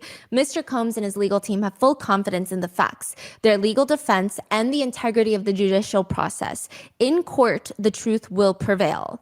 That Mr. Combs has never essayed anyone, adult or minor, man or woman. In response, Diddy's legal team have made some filings of their own. One, to identify the anonymous victims that have filed lawsuits against Diddy. The filing states, requests that the court direct the government to identify its alleged victims so that Mr. Combs can prepare for trial, stating that due to the high-profile nature of the case, quote, this has had a pervasive ripple effect, resulting in a torrent of allegations by unidentified complaints, spanning from false to outright absurd. Counsel for these accusers, alluding to Tony Busby, recently convened a press conference prior to filing at which he claimed to represent 120 accusers making outrageous and deeply prejudicial allegations, including violent essay and sexual abuse of minors. These accusations came on the heels of more than a dozen lawsuits previously filed and currently pending, several of which have already been discredited, but only after irreparably damaging Mr. Combs' character and reputation. These swirling accusations have created a hysterical media circus that, if left unchecked, will irreparably deprive Mr. Combs of a fair trial, and if they haven't already. Side note, Tony Busby does state that they vet all the allegations, like I said. He stated to the New York Times that they have more than 100 screeners and 30 lawyers working on each allegation to vet it. And then I'm sure once they get vetted, Tony Busby and his attorneys that write these lawsuits, that file them, they're vetting once more. That's not me defending him or saying it must be true then. I'm just giving you both sides because it seems many netizens are wondering about the validity of so many lawsuits. Side note, a judge presiding over one of the cases where, if you remember from part 2, Jane Doe filed a lawsuit alleging she was gang essayed by Diddy and Harvey Pierre, then president of Bad Boy Records. She was flown on the private jet from Michigan. Yes. The judge granted Diddy's team motion to reveal her identity if she wants to continue pressing charges. The judge states, the court recognizes that public disclosure of Doe's identity could have a significant impact on her, particularly given the graphic and disturbing allegations in this case. They acknowledge that, but the court points to previous cases, stating, indeed, similar motions to proceed anonymously in sexual assault lawsuits involving public figures, including Kevin Spacey and Harvey Weinstein, were likewise denied. For those reasons, and as further detailed, the court denies plaintiff's motion to remain anonymous. I guess we will just have to wait and see if the others face the same situation. Diddy's attorneys have also asked the judge to impose a gag order of sorts. So this gag order seems more so towards the victims or the alleged victims and their legal representatives. They state, as the court is aware, Mr. Combs has been the target of an unending stream of allegations by prospective witnesses and their counsel in the press. These prospective witnesses and their lawyers have made numerous inflammatory extrajudicial statements aimed at assassinating Mr. Combs' character in the press. They have a whole list of articles as examples, one even being from Cassie's lawsuit, where after Diddy apologizes, if you will, for the hotel video, the hotel assault video being leaked, her attorney responds more or less that when Cassie and other victims came forward, he denied everything and suggested that everyone was looking for a payday. But now look, he's only compelled to apologize once his repeated denials were proven false, shows his pathetic desperation, and no one will be swayed by his disingenuous words. That is what Cassie's attorney said, which they're stating that it's prejudicial for an attorney to say that. Yeah, stating several of these lawyers have made shockingly prejudicial and false allegations of sexual assault and abuse of minors, the details of which need not be repeated. In another part of this filing, it reads, these statements undoubtedly threaten Mr. Combs' right to a fair trial, and no other remedies exist. This court should exercise its discretion in issuing an order requiring all potential witnesses and their counsel to refrain from making extrajudicial statements that have a likelihood to interfere with Mr. Combs' trial. Which a lot of people have a lot to say about Diddy's legal team. They are technically the dream team, if you will. The lineup of lawyers he has is out of this world. He has Mark Angafilo. He actually repped Keith Raniere, the leader of the NXIVM cult. That's what it's called. That was also charged with racketeering and sex trafficking.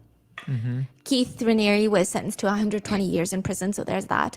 They have Anthony Rico, who most notably represented the secretary for Osama bin Laden, the World Trade Center bomber. Yeah, and then we have Alexandra Shapiro. She's particularly well known in high-profile white-collar criminal cases. She was a clerk for Justice Ruth Bader Ginsburg, rest in peace. She repped Sam Bankman-Fried, the crypto FTX crypto fraud billionaire. Then we have Tenny Rose Garagos. She's the daughter of another famous attorney, Mark Garagos, who's actually representing the Menendez brothers in their fight to be released. So this is like a dream team. He's also repping the ketamine queen that's involved in Matthew Perry's overdose death case. He's known as like a Hollywood attorney. He's previously repped Chris Brown in the Rihanna assault case, as well as Michael Jackson in the CA allegations. So all the big names. Yes. I mean, truly the legal dream team. Man. And they're coming in strong to his defense, which some people think is great. Others are like, this strategy is very strange.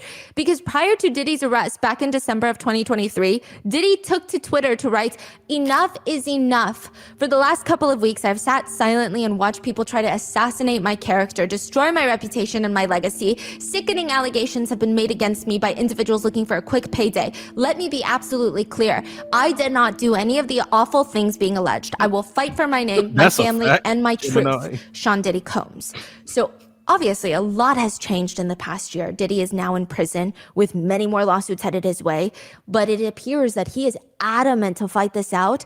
And I don't know if it's just him pushing his attorneys or if it's attorneys advising him. Some people think the attorneys are advising him to fight this out in trial because they make a lot more money if he does versus if he were to plead guilty. Some people are saying, why would he plead guilty when nobody likes him. He's never going to make a comeback. And even if he pleads guilty, likely he'll get nothing less than life in prison. Wow. The attorneys have made some very controversial statements, though. They emphasize, yes, Diddy is not a perfect person. He has used drugs in the past. He has been in, quote, toxic relationships. People hate that. People hate that. But they continue. But he's committed to getting therapy and treatment for things that he needs therapy and treatment for. Again, very vague. They argue the evidence in this case is extremely problematic. His attorneys are trying to dispute the trafficking charge by stating that these people are, quote, they're coming into this man's bedroom. Is it trafficking? Not if everybody wants to be there. The attorneys also state that any sort of comparison with Diddy and R. Kelly or Diddy and Epstein doesn't make sense at all. Quote, this is different. These were consenting adults. There's evidence not of trafficking, but of being caught being unfaithful. He was in a 10-year loving relationship through dark periods. Again, alluding to Cassie's relationship with Diddy as a 10-year loving relationship with dark periods. Diddy's attorneys continue, Diddy has referenced the hotel footage as a human story of love, hurt, and heartbreak. Which I have to say, I am human. I have also endured love, hurt, and heartbreak. I have never, not a single time in my life, in this little brain of mine, thought to beat someone up. Facts. To repackage domestic violence as love is honestly as unhinged as it humanly gets.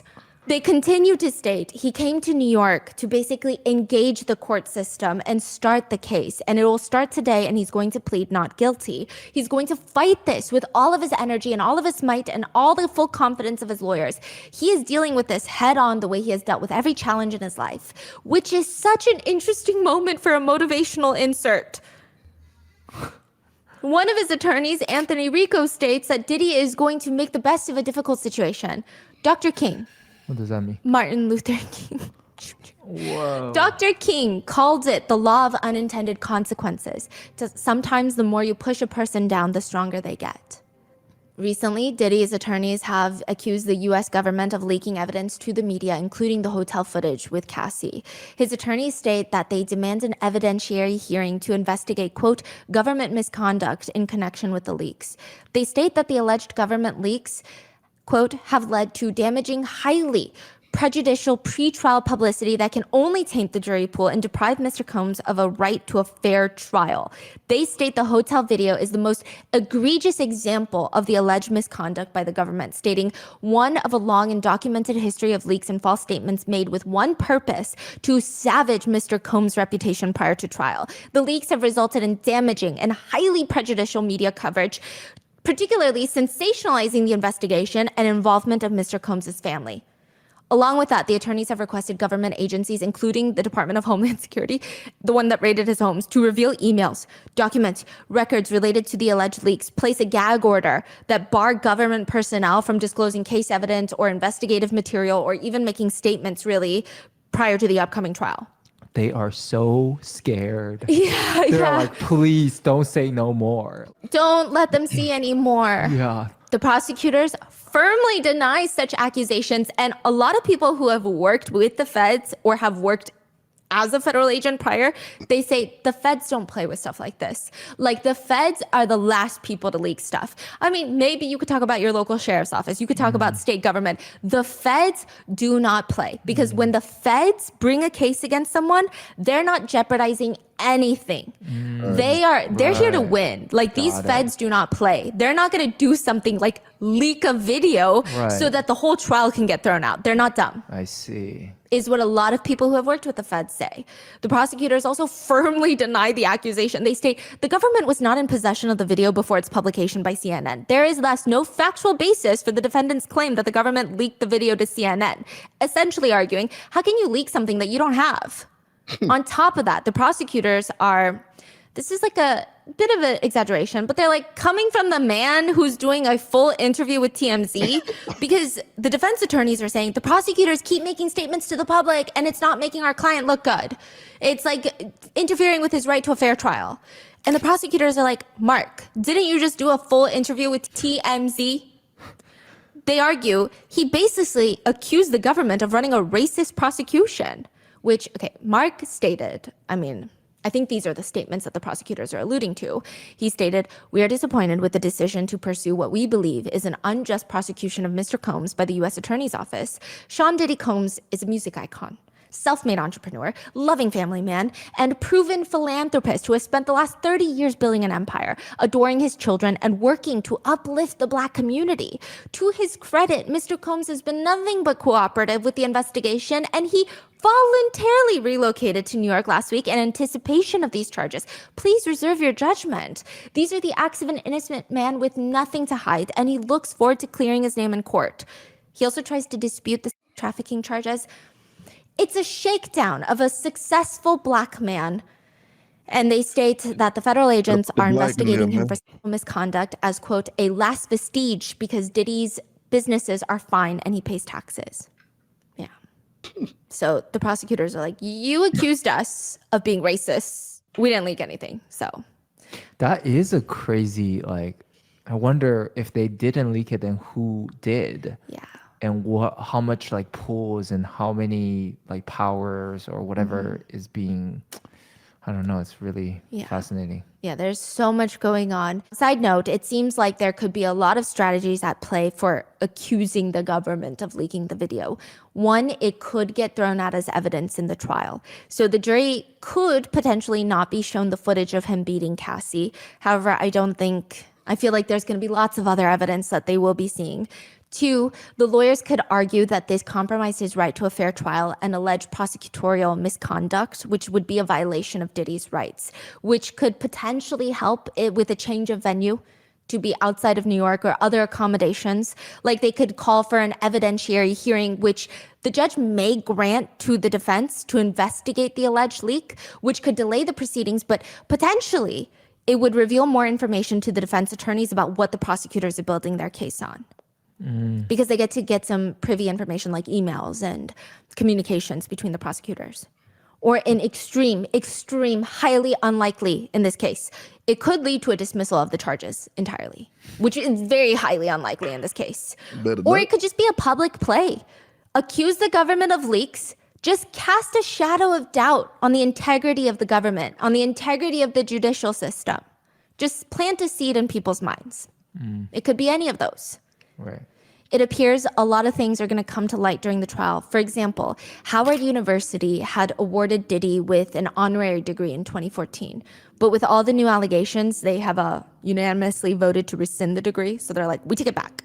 They state Mr. Combs' behavior, as captured in a recently released video, is so fundamentally incompatible with Howard University's core values and beliefs that he is deemed no longer worthy to hold the institution's highest honor. What university? Howard.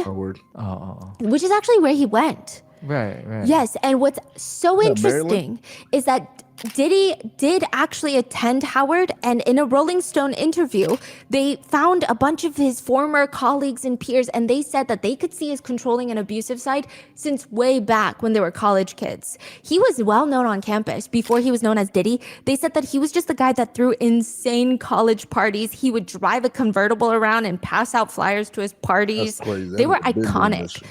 But some women at Howard knew to stay away from him. They would warn each other.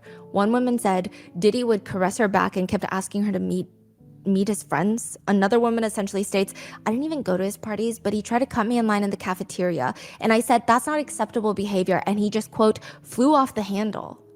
But the most alarming was a few interviewed said they were in the same class as Diddy and one of Diddy's girlfriends. And they just remember that he was pretty aggressive and violent with her. That they would see him beat his girlfriend. They alleged that he would beat his girlfriend in college. They remember hearing him screaming outside the dorms in a, quote, belligerent manner.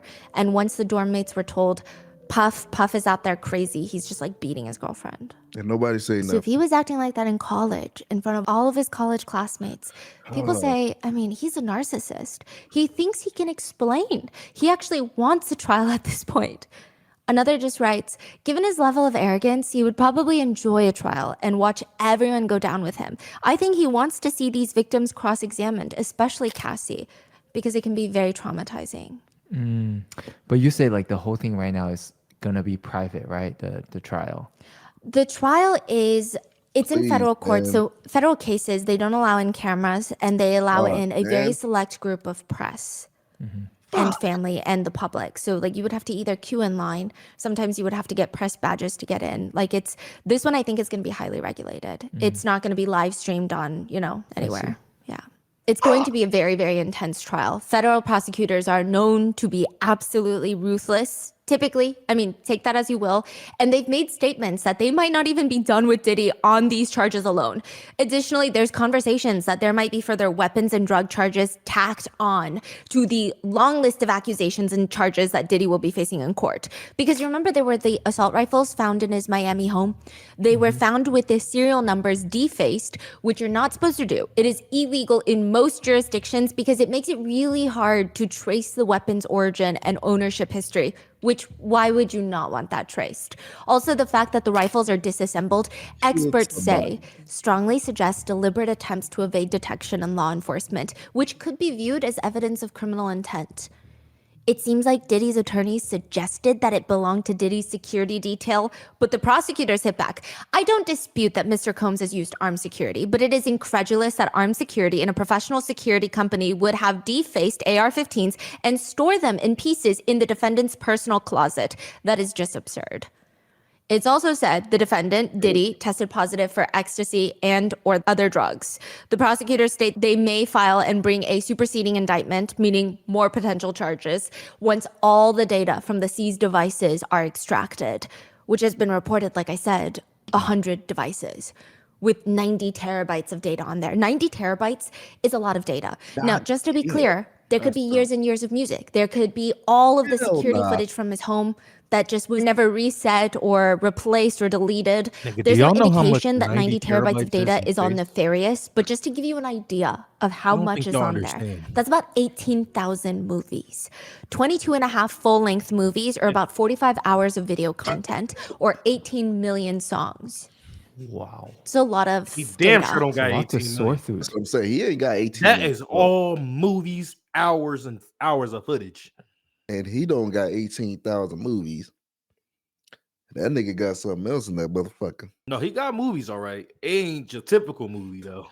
Oh my God, man. This nigga is on one. Do y'all know how much 90 terabytes is? Bro, That it is took like 2 years or 3 years to even use up 1 terabyte. I don't Plus think video editing. I don't think in our whole YouTube career we've used up that much space. I don't even think we've used up a quarter of that. In fact, I am confident enough to say I don't think we've used a tenth of it. I don't think we've used. No, we've used at least 5. Think so? Like he had probably have had like 1,000 hard drives or some shit. Yeah. Like that's crazy, bro. Too. Yeah. Wow. It's a lot of data. It's a lot to sort through too. Yeah. Yeah, The DA's office have stated in regards to Diddy's case. Now, I want to be clear about 2 things. First, this office is determined to investigate and prosecute anyone who engages in sex trafficking, no matter how powerful or wealthy or famous you may be. Actually, No I one lied. We should probably doubt our used at least commitment 10. on that. A year ago, Sean Combs stood in Times Square and was handed a key to New York City. Yeah, you're right. Today, he's been indicted and will face justice in the Southern District of New York. Second, I ain't gonna we lie, are that not nigga's done. forehead, that nigga head This is investigation is shiny. ongoing. How do you get that And I shit? encourage anyone with information about this case to come forward and to do it quickly. And I would not doubt them. This damn. is the Southern District of New York. They are widely regarded as one of the most aggressive federal prosecutors' offices in the entire nation. All the attorneys in that office are typically highly respected in the legal community. I don't know about loved, but highly respected, highly feared. They're known to be winners. They don't come to play. Yeah. Yeah, New York. Yeah, nah. When I get older, nigga, I know I gotta ball my shit. I wanna be like him. I wanna be like that. I wanna get that. I wanna get the polish. I wanna no follicles. That nigga is shining, bro. You can see a different channel on that shit. Nigga, I wanna get that shit polished just like that. No bullshit, nigga. There are a lot of conspiracies surrounding the Back to Diddy case, man. though. The four main ones, well, I want to say like the three main ones circulating being Diddy has been cloned. There are tunnels under Diddy's LA mansion that lead to the Playboy mansion. Man, that And shit three, cap. that Diddy openly blackmailed the people on the so-called Diddy list by reading out their names on Instagram. So let's break down each of the conspiracies really quick. One, the clone conspiracy. This is similar to the conspiracy theory that Epstein was replaced in prison and the real Epstein is not dead. He's somewhere out there. People on social media have been analyzing Diddy's face pre-arrest. The main point of contention being he has this mole on his cheek, and they are comparing those photos to a supposed mugshot and noticing that his facial features. I'm not gonna lie, this nigga do look like an alien, bro. Yeah, bro. I've always looked at it and be like, why that nigga look weird? Yeah, like bro? why that nigga look weird, bro? Like he looked like a. It was like they drew that nigga. Yeah, like bro. All right, what is y'all doing? Monta, you telling me this two niggas look the same? This nigga look, his eye look like it's upside down or some shit. Like something going on. What is wrong with you, bro?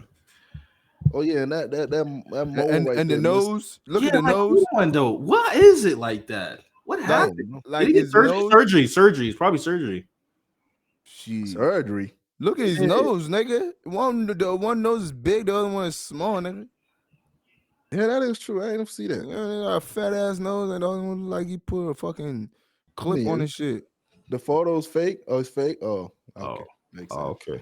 But I've been seeing this picture all around. Her. This shit look. That nigga like an alien. They're different. Mainly in this supposed mugshot, his mole is gone. The mole is gone, and they're like, how does the mole disappear, right? Now, the problem here is the mugshot that's been circulating is not Diddy's actual mugshot. There were some issues. The first mugshot circulating of him was a real mugshot, but it was from the 90s. So obviously, he's going to look a little bit different. He's going to look definitely more aged now. That was when he was previously arrested.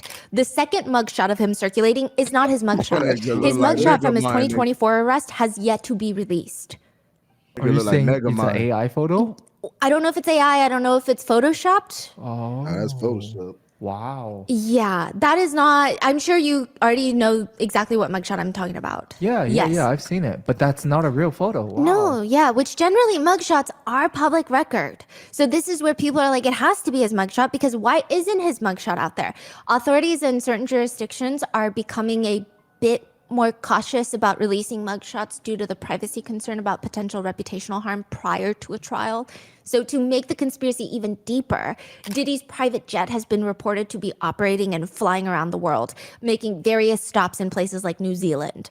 So you have a group of people who believe this is his mugshot and they think he looks nothing like the mugshot. So it must be a clone or a lookalike. And then another group of people who understand that's likely not his mugshot, but it's weird. Why did they not release his mugshot? They quote, in all seriousness, where is his mugshot? If not a mugshot, a video of the bail hearing? Anything showing that he's actually in jail? The hotel arrest video is not enough for me. I want to see some evidence. Which, side note, like I said, there's no cameras in the court hearings or trial hearings or anything in federal That's some court. bullshit. So the fact that there's no footage of him is par for the course, but people think it's weird. And as for the private jet, I will say, it is not unusual for wealthy individuals to charter their jets when they're not using it, especially in Diddy's case, where he might even be looking to sell the aircraft, according to his attorneys. He's in jail. He's not using it. His daughter's passports were given to his attorneys. I'm not sure if his sons are flying around or if it's family friends, unclear, or if it's being chartered or if it's being flown around to be propositioned for a sale. So again, it's not the most alarming. The second theory, though, the conspiracy, is that there are tunnels under Diddy's mansion that lead to the Playboy mansion. That shit cap, man. Following the raids of Diddy's homes, there were these social media posts, screenshots of a supposed CNN broadcast that suggested authorities had found underground tunnels inside of Diddy's house, which everyone thought was weird, strange. And then later, he's indicted for trafficking. Everyone is wondering, what are those supposed tunnels being used for then? sex trafficking tunnels? I mean, that makes sense, but those tunnels have to lead somewhere. And where would they be leading to that would make sense? Interestingly enough, the Playboy Mansion, which there are trafficking theories around the Playboy Mansion and the Playboy magazine and all of that, is only a few houses down. It's not on the same street, but it's a few houses down, they say. These are the rumors and conversations circulating.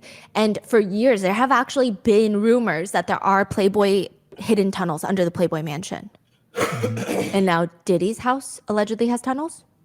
According to a Playboy magazine article, it's since been deleted, but one of the Playboy editors had been pulling photos for a project they were working on when they found what looked like these archived Polaroids of what looks like someone taking pictures behind the Playboy Mansion, but all the dirt is dug up. It looks like an excavation is taking place. Some sort of large-scale project is being done on the mansion. They ask their managers about the Polaroids they found. Why are they digging so much? What's going on? He just tells them nonchalantly, oh, it's probably from when they built the tunnels in the 70s. The what? The editor starts looking for more things. Wait, what tunnels? Like, what do you mean tunnels? I haven't seen tunnels.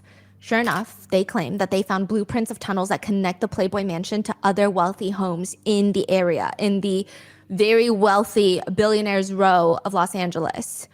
But how come the editors didn't know about the tunnels? One colleague tells them, oh yeah, I heard they were closed up sometime in the 80s. So like maybe 10 years after they were built. Now the whole tunnel thing has been shut down by Playboy.com and Hugh Hefner himself, which take that as you will. The article they posted was published on April 1st. Does that mean it's an April Fool's prank, or are they just in hindsight saying, never mind, that was an April Fool's joke? That's up for debate. But how does this connect to Diddy? It's said that the houses, like I said, are a few houses down, and maybe the tunnels are connected. But it seems like largely there are not hidden tunnels under the Playboy Mansion. And in addition, that CNN screenshot that was circulating that showed authorities discovering underground tunnels in Diddy's mansion, they're not real. It's a fake screenshot. So no evidence. It's No. just rumors right now. Yeah, it's been largely debunked. I don't want to say it's not true because what do I know? I've never been down there to investigate, but it just doesn't seem like it exists. The only place it seems that there is a statement of some sort of tunnel in Diddy's home is on his real estate listing for his now on the market mansion, stating that it has a quote, lagoon style swimming pool with a grotto connected by an underwater swimming tunnel. And these are like small typically.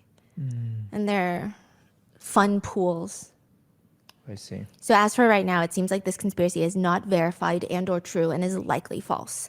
Now, third, the conspiracy is Diddy was blackmailing people, A-list celebrities, out in the open from his Diddy's list. There is this odd video, perhaps he's threatening them.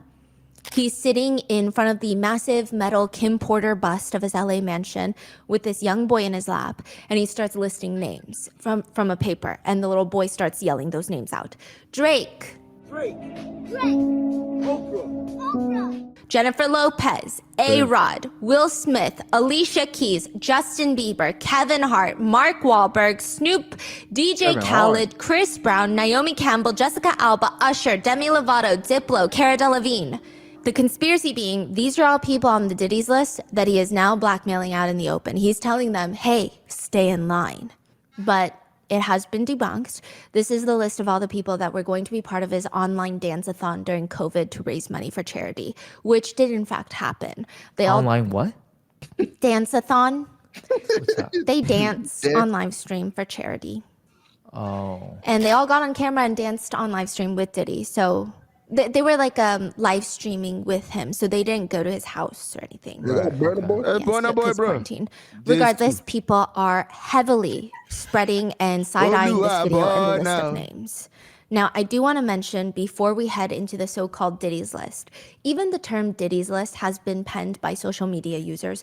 There is no official list, at least none that we know of and that authorities have released. Some people have taken to creating their own versions of lists on social media, and some of them just about include everyone in Hollywood that has ever been to any single party or function that Diddy was at, which is quite a lot of functions.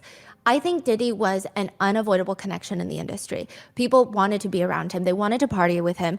But if he was a serial abuser, like the claims allege, it's still very unlikely that all of Hollywood knew about it. I think that a lot of people probably did. To what degree, I don't know. I mean, I think to the degree that he was violent with women, maybe more likely than the freak-offs or these alleged other incidents. But it doesn't seem like he was abusing everyone he could get his hands on and trying to victimize every celebrity or rope them into things, or that everybody that was friends with Diddy knew what he was allegedly doing. This is not a defense of Hollywood, by the way. I think Hollywood has so many problems, right?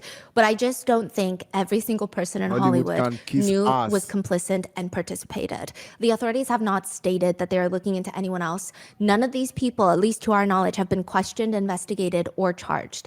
I think we're heading into somewhat dangerous territory where we're just running with rumors without significant evidence, and it could be detrimental to many people's lives. So I'm going to run down the list of names that have popped up in most of the research in association with Diddy and the Diddy's list, and explain to you why some netizens believe that they are either perpetrators alongside Diddy or are victims of Diddy. But again, none of these people have been investigated, charged, or convicted of anything related to Diddy. Even Diddy himself is innocent till proven guilty for the current charges that he faces.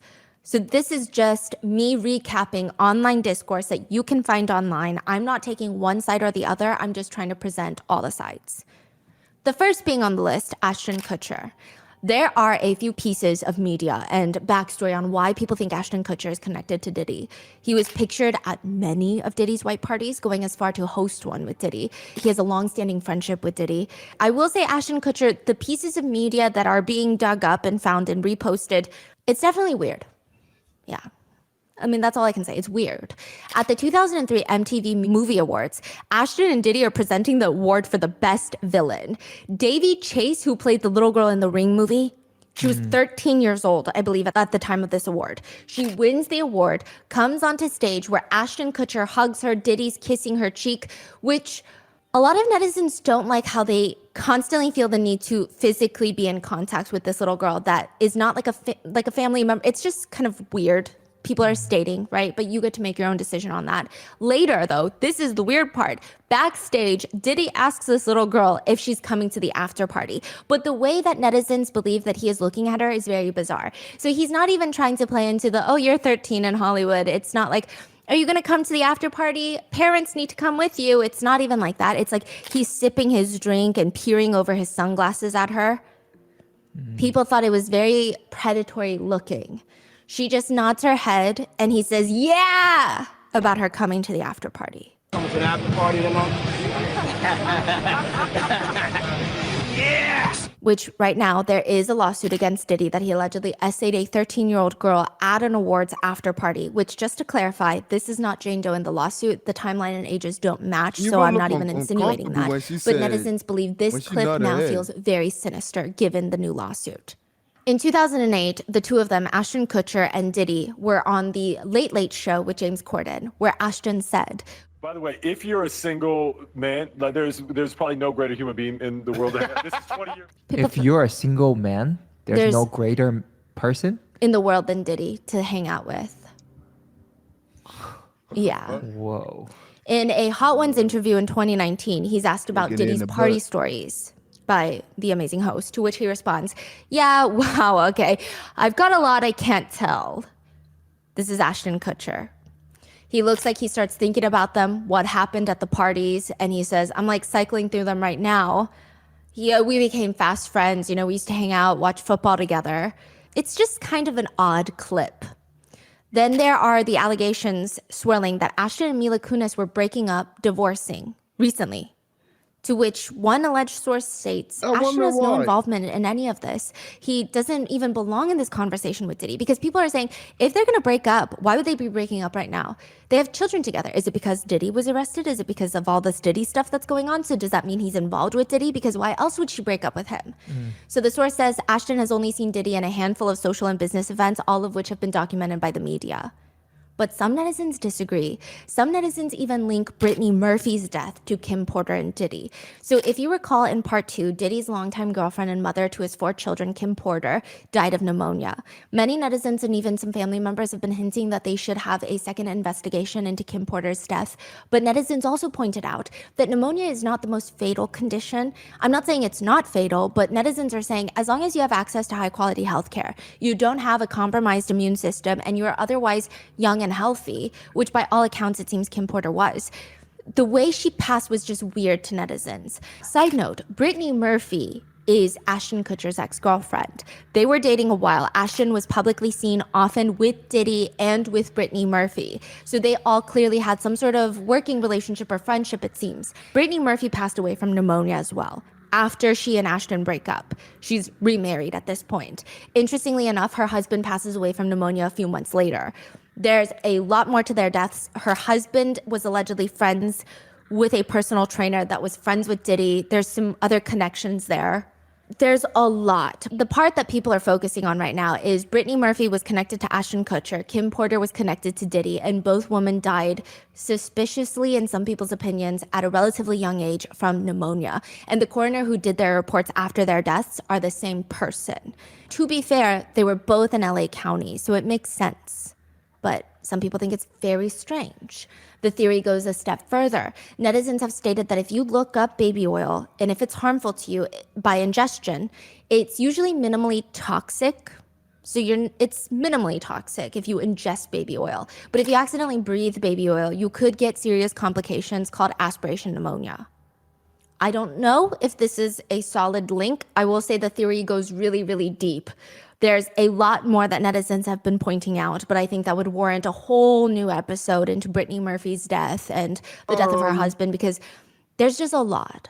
I will say Ashton Kutcher being on this so-called social media penned Diddy's list is less of, because some of the other celebrities, it's like they posted pictures together.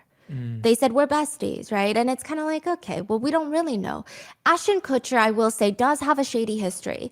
He has made very bizarre comments about waiting for young celebrities to turn 18. He said Hilary Duff is in the Lizzie McGuire movie. And she's one of the girls that we're all waiting for to turn 18. She was 15 years old when he said that. Then him and his now wife, Mila Kunis, did an interview where they talked about their time on the 70s show, where Ashton was 19 at the time, had a $10 bet with another co-star to go and make out with Mila Kunis. He's 19, she was 14. Yeah. Mila says about the incident, you made a bet with Danny about my first kiss. I had never kissed a guy. I was a 14-year-old girl. I was scared for my life. Which, side note, Danny that they're referring to is a man named Danny Masterson. He was an actor that was accused and convicted of raping 2 women in his Hollywood Hills home. He was sentenced to 30 years to life in prison. It's stated that he drugged and violently essayed his victims, which the part that's alarming is Ashton and Mila Kunis wrote character letters supporting him prior to the sentencing. They wrote to the judge. They stated that Ashton viewed Danny as a role model and knows him as a, quote, an extraordinarily honest and intentional human being. Which, yeah, essay is pretty intentional, so. He states that he trusts Danny with his own children. Mila Kunis described Danny Masterson as having, quote, exceptional character and, quote, innate goodness, which, what? The worst part of all of this is that Ashton ran Thorn, an anti-child abuse organization that he co-founded with his ex-wife Demi Moore. He has since stepped down, but people are even side-eyeing this formation of the organization, wondering if he's overcompensating for something. Allegedly, again, not alleging that he did anything, just stating it's weird. Like, how can you have this organization and have so many shady friends? Speaking of Demi Moore, his ex-wife, she also wrote in her book that Ashton cheated on her multiple times. She was insecure about being older than him. And she describes in her book that she was pressured into having threesomes with Ashton. And that was ultimately one of the reasons why their relationship and marriage fell apart. And if people are following with the Diddy case, there's a lot of group activities that are being alleged. Yeah. So that's just another somewhat of an association connection that people are drawing together. Whether it's by fact or not, I can't tell you. He's also had some other small controversies, like a football coach was fired for allegedly essaying a minor. Ashton tweeted, how do you fire Joe Pa? Hashtag insult. Hashtag no class. As a Hawkeye fan, I find it in poor taste. Which he later claims he didn't know the reason of the coach's termination and he fully recants the tweet. But people just think it's a lot of similarly related controversies that he's been embroiled in. And similar, same arena as some of the controversies and allegations against Diddy. After Diddy's arrest and netizens linking them to Diddy, there are brief rumors that Ashton and Mila are on the brink of splitting up, but like I said, it was shut down as absolutely false and ridiculous by a close source to the couple. But there are rumors now going around that Ashton and Mila are, quote, done with Hollywood and have considered moving to Europe. It's claimed that they took the kids to Europe over the summer and they felt it was so much more normal than Hollywood. A source told In Touch, Ashton's so exasperated that once again, he's being dragged through the mud because of his past associations. First, it was Danny Masterson, and now it's Diddy, and it's got him convinced that there's way better places out there to live than Hollywood. In his view, this town is just a cesspool at this point. Which, side note, this move is not confirmed, and I do want to clarify, it does not appear like they're running or hiding from authorities. There's no open investigation into them. The feds don't seem interested in them at all, at least as of right now. It just seems like they're, quote, over Hollywood.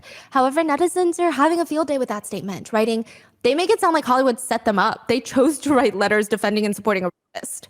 One comment reads, had it with Hollywood? More like, had it with the consequences of Hollywood. Babes, you are the problem that you speak of. You brought every ounce of this on your own heads. Kutcher's monstrous friends tell you all you need to know about him as a person. He seems so involved in these circles. Another comment just reads, dude is consistent. Another reads, Danny Masterson and now Sean Combs. Ashton definitely knows something. That's why he's moving to Europe. His work with an organization to combat child trafficking seems incredibly suspect as well now. They need to Again, find that this is nigga. a random internet comment, but it shows you some of the sentiments out there. Oh, Another that one is also wild. reads, isn't he supposed to be fighting trafficking? I'm not gonna lie, it makes my skin crawl thinking of how perfect of a cover that is. Some netizens wish to remain neutral till more information comes out, and they comment, you'll find pics and videos of Diddy with practically anyone. He was the embodiment of the celebrity party for decades. I don't think everyone deserves to be guilty by association, but I think a lot of people's skeletons will be let out of the closet now. Then you have Leonardo DiCaprio. The main piece of information circulating online, putting Leo into the Diddy's list, the so-called Diddy's list, is a 73 questions interview Diddy did with Vogue, where he's asked, top guest at white parties? Leonardo DiCaprio.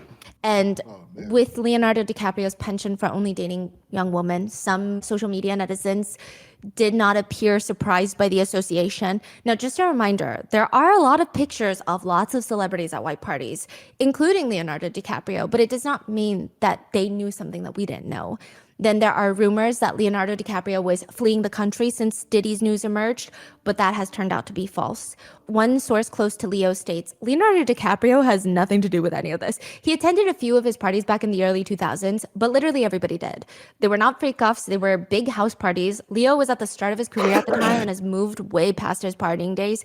He has nothing to do with any of that world. So for anyone to assume that he will get roped into this based on a few grainy photos that are more than 20 years old is ridiculous.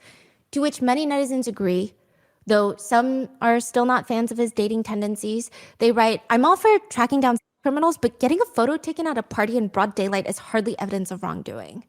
Some are still skeptical of Leo, stating, says he hasn't seen Diddy in 20 years, but there's a photo of him at Diddy's party in 2019. Which was his 50th massive birthday party, which like all of Hollywood was invited to be fair. It appears Leonardo DiCaprio's connection to Diddy is at least public facing, much thinner. Feels like a few photos, and then maybe people are like, well, he also dates a lot of young girls. I think it's more so people's sentiment about Leonardo DiCaprio. Right. I could see the connection is how netizens feel.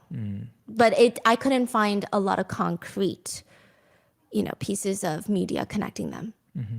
Then there's Kevin Hart. There are videos of Kevin Hart hosting parties for Diddy. One viral clip, there's a girl in a bathtub and she's clothed, like she has a bikini.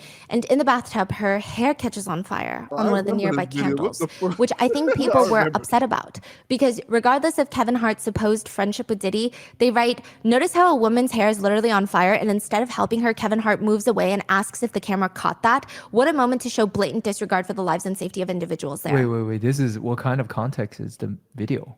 Oh, he's just like, oh my God, we're at this crazy party at this house. And then her hair catches on fire on one of the candles. And he gets up and everyone just like runs away from her, does not help her. And he asks the camera if you caught that, her hair catching on fire. So this is crazy. This was brought up because of the association between Kevin Hart and Diddy. But then now the further conversation, the deeper conversation netizens are having is look at the blatant disregard for a woman's safety. On top of the association with Diddy, a lot of netizens don't like it. They're not accusing him. They just don't like it. And we cannot like stuff. In another clip of a party, Diddy is standing there with Usher and Kevin Hart. This clip has gone viral. Diddy has his arm around Usher and talks about, quote, back in the day when he was like 10 and I was a little bit older, when Usher was like 10 and I was a little bit older. I was his older brother. We used to fight over the Frosted Flakes. We used to actually wrestle for the Frosted Flakes. Yo, what the f did Puff just say? Nobody's gonna acknowledge this with me. And we're streaming live. That was stupid. Diddy is talking about this. Yeah, and Kevin Hart is seen laughing and runs up to the camera and says, "What the f did Puff just say?" Which this clip has gone viral for anything Diddy has said that is weird. What the f did Puff just say? That was stupid. What the f did he just say? Kevin Hart was tracked by paparazzi after the allegations have started coming to light against Diddy. He was asked if he saw baby oil at Diddy's parties when he hosted them, and he responds to the paparazzi, "When I hosted for Diddy? You asking the wrong person the wrong question, man. That's not a good question." They continue to ask, "Do you think he's safe in jail?" He responds again, "Wrong person, wrong question." One comment reads, "First time Kevin hasn't actually said anything. Usually he's so talkative." Another comment reads, "Why the f would he be talkative now though? Like, use your brain. What the f do you want him to say? Y'all are weird." So some are defending him, some think it's weird. Then there's Paris Hilton. She was spotted at many a Diddy parties, and with the lawsuits alleging that Marriott was named in one of the lawsuits, there are some people drawing this connection between Paris Hilton. There's been this one video that I saw one time when Kevin Hart was having like an interview, but I don't know if it was. I don't remember. I remember like vividly, but I don't know if it was like for like Hollywood or something. And they asked a question, and I think somebody was gonna answer, and Kevin was like, "Shit." Like he wouldn't even answer any question about anything, but he said like jokingly, he said shit, cause motherfuckers is listening, like you gotta watch what you say. But he said like jokingly, but people kind of see that as like, okay, he trying to not get in trouble for something that he doesn't want to get involved in because he feel like he's gonna get in trouble if he say something. Back into the shit. In one of the lawsuits, there are some people drawing this connection between Paris Hilton, the Hilton hotels, to Diddy and trafficking, because of course hotels are always at the center of trafficking claims. To be fair with this association, I do think Paris Hilton, I don't know about the Hilton hotel business. I don't know what they have been accused of wrongdoing in the past or not. To be fair, I think Paris Hilton was at all the parties back then. I think it would be harder to find an A-list star-studded party in which she was not in attendance. Many netizens' comments read, "Not everyone who attended his parties attended his freak-offs." Another reads, "I think there's levels to this. There are people who knew about everything going on at these parties, and there are people that would just show up to the parties. It was probably just a wild party back then." And so in these interviews, when you see people being like, "Oh, Diddy throws the wildest parties," they're probably not referring to freak-offs. They're probably just saying, "Oh, there was like synchronized swimmers." Then there's Naomi Campbell, who was rumored to be on the Epstein flight logs as well. She was rumored to have potentially been dating Diddy in 2001. They did a photo shoot together, but she shut it down, stating they're more like family. In 2018, Naomi has said about Diddy, "I love his company, I love his demeanor, I love his love towards me, and I love our friendship. He's very private, but people who know him know he's loyal. He's been loyal to me for so many years. We've known each other for 20-something years and have been consistently the same. We really do have a brother-sister relationship, and I adore him." She actually threw him a big birthday party for his 54th birthday just 1 week before Cassie filed her lawsuit. And after Cassie filed her lawsuit, she deleted all posts of her and Diddy and has remained silent on the issue since then. Some netizens write, "She's an iconic model, but she's always been a horrible person." This is an opinion. She has multiple assault charges over the years for attacking her staff, which there does seem to be a whole thing with that. And another writes, "She's beautiful, but she's always been a huge red flag. She stole from a poverty relief foundation by spending it on luxury hotel rooms and spa treatments. Just how low can one go?" Which she has denied that she intentionally stole from a charity or used charity funds, but she has been barred from being on any sort of charity board or organization for a number of years in the United Kingdom, because it is said that some of the charity, only 8% of the charity was being used for charity work. And a lot of the donations were somehow traced back to luxury hotel spa treatments. Damn. So people are saying, I'm not surprised, because I personally, not me, Stephanie, but netizen, think she's not a good person. Which many netizens have supported their opinions by drawing connections, whether, again, it's rooted in fact or not, I wouldn't know, but her alleged close relationship with Jeffrey Epstein as well. Naomi Campbell has since denied that association. She said she has never even been alone with Jeffrey Epstein. She only knew him through her then boyfriend at the time. But people are very, very skeptical. Others have come to her defense. Some comments read, are we seriously going to indict everyone who's photographed with him and like all of his friends? Then there's Prince William and Prince Harry. Diddy has stated multiple times that it's just the connection that he has with all these other people, bro. That's done some crazy shit. Yeah, that's what I'm saying. That's what makes this whole shit look bad, bro. Like, you're connected to all these crazy ass niggas. Like, it's only gonna make me think, like, you know something, bro. I mean, Like, a bird of the same feather flocks together, nigga. Who you hang with is who you really are as well, nigga. You carry a little bit of their DNA. Somehow. Like, it's not hard to figure it out, man. that he's wanted to invite them to parties. Some sources have alleged that he had this weird fascination with wanting to be close with them. His former publicist alleges that Diddy saw himself as a king, so he wanted to have the princes in his entourage, like little playthings on his side. He wanted to get close to the royals. Some netizens think, what better blackmail than blackmail on royals? So that's probably his train of thought, is what netizens think, is a theory. Regardless, the two brothers never accepted a party invitation from Diddy. That was what was said until the internet dug up these photos of them. Now, it made them look guilty, but they're not actually partying with Diddy. These were taken from a 2007 concert for Diana, where the princes invited a ton of artists to perform in honor for their late mother. Diddy performed I'll Be Missing You as part of the tribute. Oh my God. So it's not like they went to Diddy's white parties, and it's alleged that Diddy constantly invited them. But again, he even allegedly offered to pay for their travel, stay, security expenses for the princes to come hang out with them. And they have consistently declined the invitations. One netizen comments, no way all of them knew. You guys are all too simplistic. You see them in a video together and you're ready to sentence people to death. That is true too. Then there's Mary J. Blige, oh man, the queen of R&B. The two of them have known each other since the 90s. She was signed at Uptown Records when Diddy started working there before starting Bad Boy Records. She cryptically took to Instagram to write, this is after Diddy's homes were arrested. Unfortunately, a lot of you all met me when I lacked boundaries and I was a people pleaser. Let me reintroduce myself.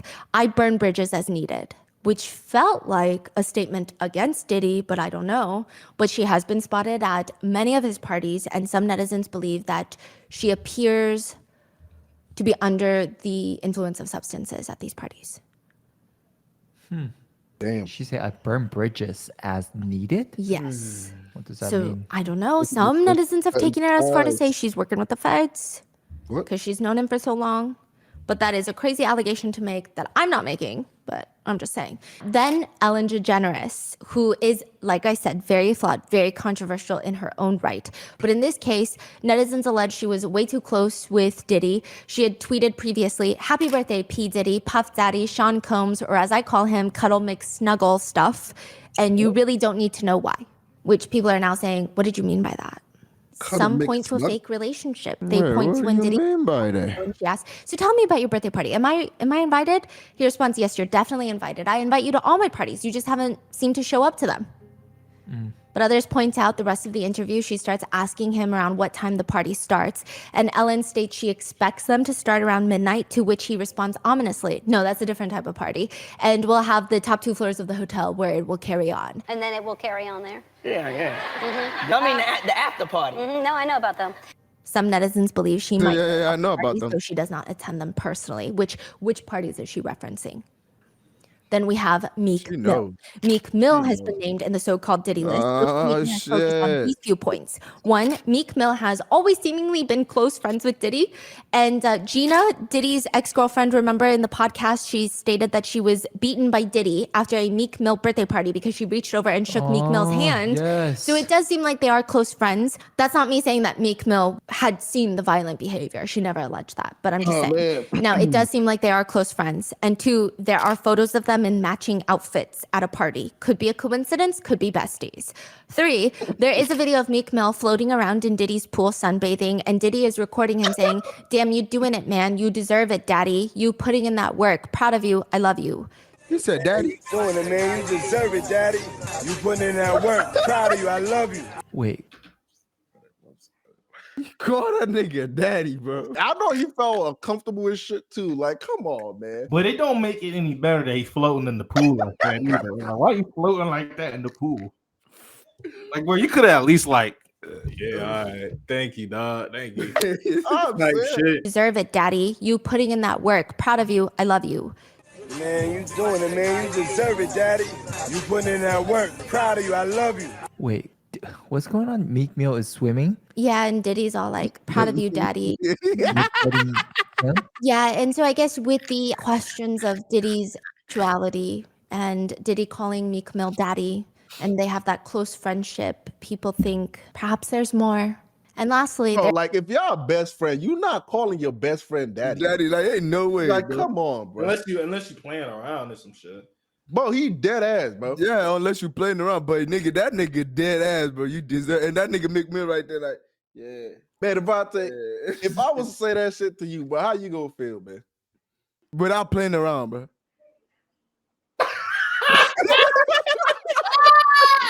and they have that close man. friendship, people Oh, think man. perhaps there's Yeah. more. And lastly, there is a rumored audio clip going that around is claiming absolutely Meek Mill and Diddy engaging in sexual activities. Oh, yeah. It does not appear to actually be them in the clip. There are many allegations that it is AI manipulated to sound more like them. But it did make a lot of rounds on Twitter. Oh, and he was maybe listed in a lawsuit. Lil Rod, the producer, in his lawsuit against Diddy, alleges that Diddy had a physical relationship with, quote, a Philadelphia rapper who dated Nicki Minaj. Oh, man. And there's really only, I mean, I can't think of anyone other than Meek Mill.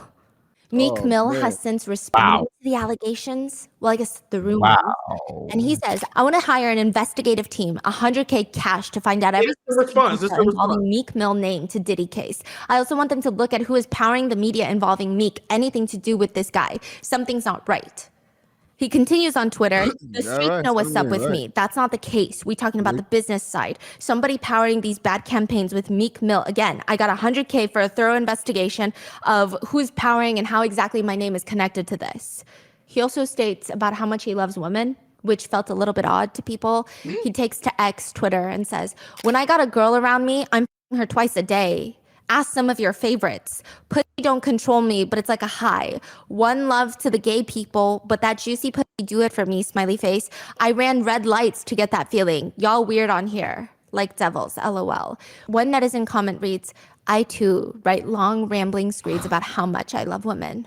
Another reads, my man doth protest too much, saying, it's just the way he's so excitedly trying to give away money. It's just, it feels like you're overdoing it to the point where people, netizens feel like, okay, now I'm actually curious. You're trying too hard. bro. Another Yeah, reads, nah, I don't this believe response has, I have a girlfriend, but she lives in Canada kind of energy.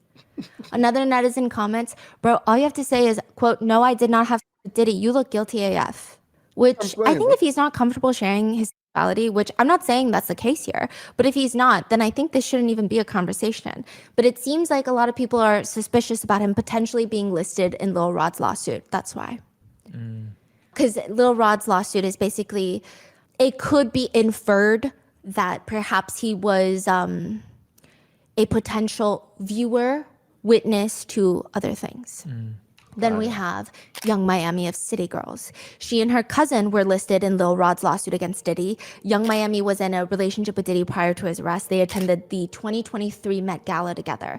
Gene Deal, the former bodyguard, has stated the 3-star witnesses for the feds that he thinks will be the 3-star witnesses are going to be Cassie, Gina, the ex-girlfriend that I told you about in part 1, and Young Miami. Those 3. Like they know the most? That's kind of what he's inferring with that. Or at least that's what many people think. Some netizens think that Young Miami is also a victim of Diddy and has not come to the realization yet. Others think that she was complicit in what he was doing. Others think that she had no idea what was happening behind the scenes. In a very emotional podcast, Young Miami says, I can't speak on these allegations because I wasn't around at that time. I don't know that person, and that wasn't my experience. So she's saying, like, a lot of people were telling her, say something about Diddy when all the allegations came forward, but she didn't have that experience, and so she felt wrong to speak up and say something. But some people point to some controversial tweets that she's made against Gina. So her and Gina were also in a feud about Diddy, and she was saying things along the lines of, if Diddy wanted you to eat my private parts, you would be on your knees, which some people say sound like freak-offs. I see. So it's just very messy. Young Miami was leaving a club in Atlanta when someone came up to her asking her to sign a baby oil bottle, which I think is very inappropriate and unhinged behavior. Because, I mean, at this point, we don't know if she was involved, if she was a victim herself. We don't know anything. And I think even if she had nothing to do with anything that Diddy is alleged of, it's still very disrespectful, I think, to the victims. It's just bizarre. Jay-Z and Beyonce. There are a lot of conspiracy theories surrounding Jay-Z and Beyonce. It seems primarily stemming from the fact that netizens feel like they were too close to Diddy to not know what was going on. One of the most vocal figures against the couple has been a woman named Jaguar Wright, but her segment from the Piers Morgan show where she claims that the couple are, quote, nasty and compare Jay-Z to Jeffrey Epstein, amongst a whole list of other things. I mean, these are very massive allegations to the point where Piers Morgan had to remove the segment from the show and apologize to Jay-Z and Beyonce. So for now, we're just going to leave that part there. Usher has become a big part of the discourse, mainly because he wiped his whole Twitter feed, which everyone thought had to do with Diddy. And his response was a little strange. He says, account got hacked and damn, y'all ran with it. See you tonight at Intuit Dome. So I guess he was having a concert. People are not believing Usher, not even a little bit. They commented, you got hacked and the hackers decided to delete all your tweets instead of tweeting random stuff, which then had people going down the rabbit hole. Now, one of the main reasons Usher's name comes up in the conversation is from an interview he did talking about Puffy Flavor Camp. When Usher was 13 years old, his parents sent him to live and work with Diddy, who was 8 years older at the time, so 21. Usher told Rolling Stone about Puffy Flavor Camp that Diddy introduced him to a different set of experiences, saying, quote, specifically, there were always girls around and you would open a door and see somebody doing it or several people in a room having an orgy. You never knew what was going to happen. Later on in an episode of Howard Stern asked him, was it filled with like chicks and orgying like nonstop? No, not really, but hey, I was curious. I got a chance to see some things. I went there to see the lifestyle and I saw it, but I don't know if I could indulge and understand what I was even looking at. It was pretty wild. It was crazy. Howard Stern then asks, would you ever send your kids to Puffy Camp? Without hesitation, Usher responds, hell no. You're a dad now. Would you ever send your kid to Puffy Camp? Hell no. Many netizens have just pointed out, how is it even possible and okay or even remotely acceptable for a 13-year-old boy to be sent to live in an environment like that? Another netizen comment reads, I don't think people need to speculate on any famous person's experience with Puffy without facts, evidence, and comments from said celebrity, but it does seem like a lot of people feel sympathetic for 13-year-old Usher. That is where it connects to Justin Bieber. Usher has maintained a close, I don't know if it's friendship, I don't know if it's a working relationship where it's just professional with Diddy for years now. Now, I do want to say that these celebrities, sometimes they have the business advantage to make their friendship appear stronger on camera. Because people always love celebrity friends. They love celebrity relationships and friends. But truly, there have been moments where you might see, even like in the influencer world, oh, we're best friends. And then off camera, you're like, I don't even think these two people know each other like that. It's very strange, right? They could have been just playing into it. I don't know. Now, Usher seems to be the link between Diddy and Justin Bieber. Young Justin Bieber signed with Diddy's longtime friend Usher, and that's how he met Diddy. I think that for one, it's pretty clear that Justin Bieber was victimized in the industry in one way, shape, or form. He was forcibly kissed on the neck on stage in front of everyone when he was just, I believe, 18 years old at the time. Jenny McCarthy, the one who grabbed his butt and kissed him, was 40. He was 18, and he stated on stage that he felt violated. People laughed it off like it was a joke. Yeah, that was. He was 15, being interviewed and asked if he's already had this talk, to which he stated, I feel really uncomfortable right now. Why do you want to know if a 15-year-old had this talk? Like, why do you want to have a talk with a 15-year-old boy? He also stated in regards to Billie Eilish that he just wants to protect her. He doesn't want her to go through what he went through in the industry. He wouldn't wish that upon anybody. If she ever needs me, I'm going to be here for her, but I just want to protect her, you know? I don't want her to go through anything I went through. I don't wish that upon anybody. But he has never spoken up about who or exactly what has happened. And perhaps I'm biased, but he's just been in the public eye for so long. I think he deserves to be in peace with his family and newborn child right now. For the sake of being thorough, I will go briefly through the things coming up on social media discourse, because some of them are not exactly as they seem on face value, just to show you what's happening out there. So one, the main piece of evidence that people are bringing up is 15-year-old Justin Bieber posted a video called, this was posted 14 years ago. It was called 48 Hours with Diddy. In the video, Diddy states, they're having the time of our lives, where we hang out, what we're doing, we can't really disclose. But it's definitely a 15-year-old's dream. He's signed to Usher. I had legal guardianship of Usher when he did his first album. I don't really have legal guardianship over him, aka Justin Bieber. But for the next 48 hours, he's with me and we're going crazy. Let's just go get some girls. Let's go hang with some girls. A man after my heart. That's what I'm talking about, kid. The video does exist. However, it has just been stated that that shit is Justin never weird. spent more than a few hours that day with Diddy while he was there. That the Talk whole about clip some was let's just go like get a some skit, girls. if you will. That he was at a Levi's event right after this. He had a fully booked schedule that night. Even Gene, the former bodyguard, said, oh yeah, he was just there for like a few hours. Also, his stylist was there, so it wasn't unsupervised. Because people have taken that and ran with it. Like, what happened in that 48 hours? He definitely victimized Justin Bieber in that 48 hours. This was probably his first instance of a freak off. Like, there's so many crazy comments out there about this video. Now, I'm not saying, like, this is not me excusing anything Diddy ever said or did, or saying the allegations against him aren't true. It just seems like this one is kind of taken out of context. One comment reads, you guys need to stop claiming Justin is a victim of Diddy with no solid proof at all. There are real life victims who have come forward. Tweet about their story for awareness and stop using Justin's name for likes and no proof of what you're saying. 2, there's a clip of Diddy and Justin on Jimmy Kimmel Live where they talk about hanging out, where Diddy warns Justin. Now, Justin knows better than to be talking about the things that he does with Big Brother Puff on national television. Everything ain't for everybody. I will say it is a weird statement.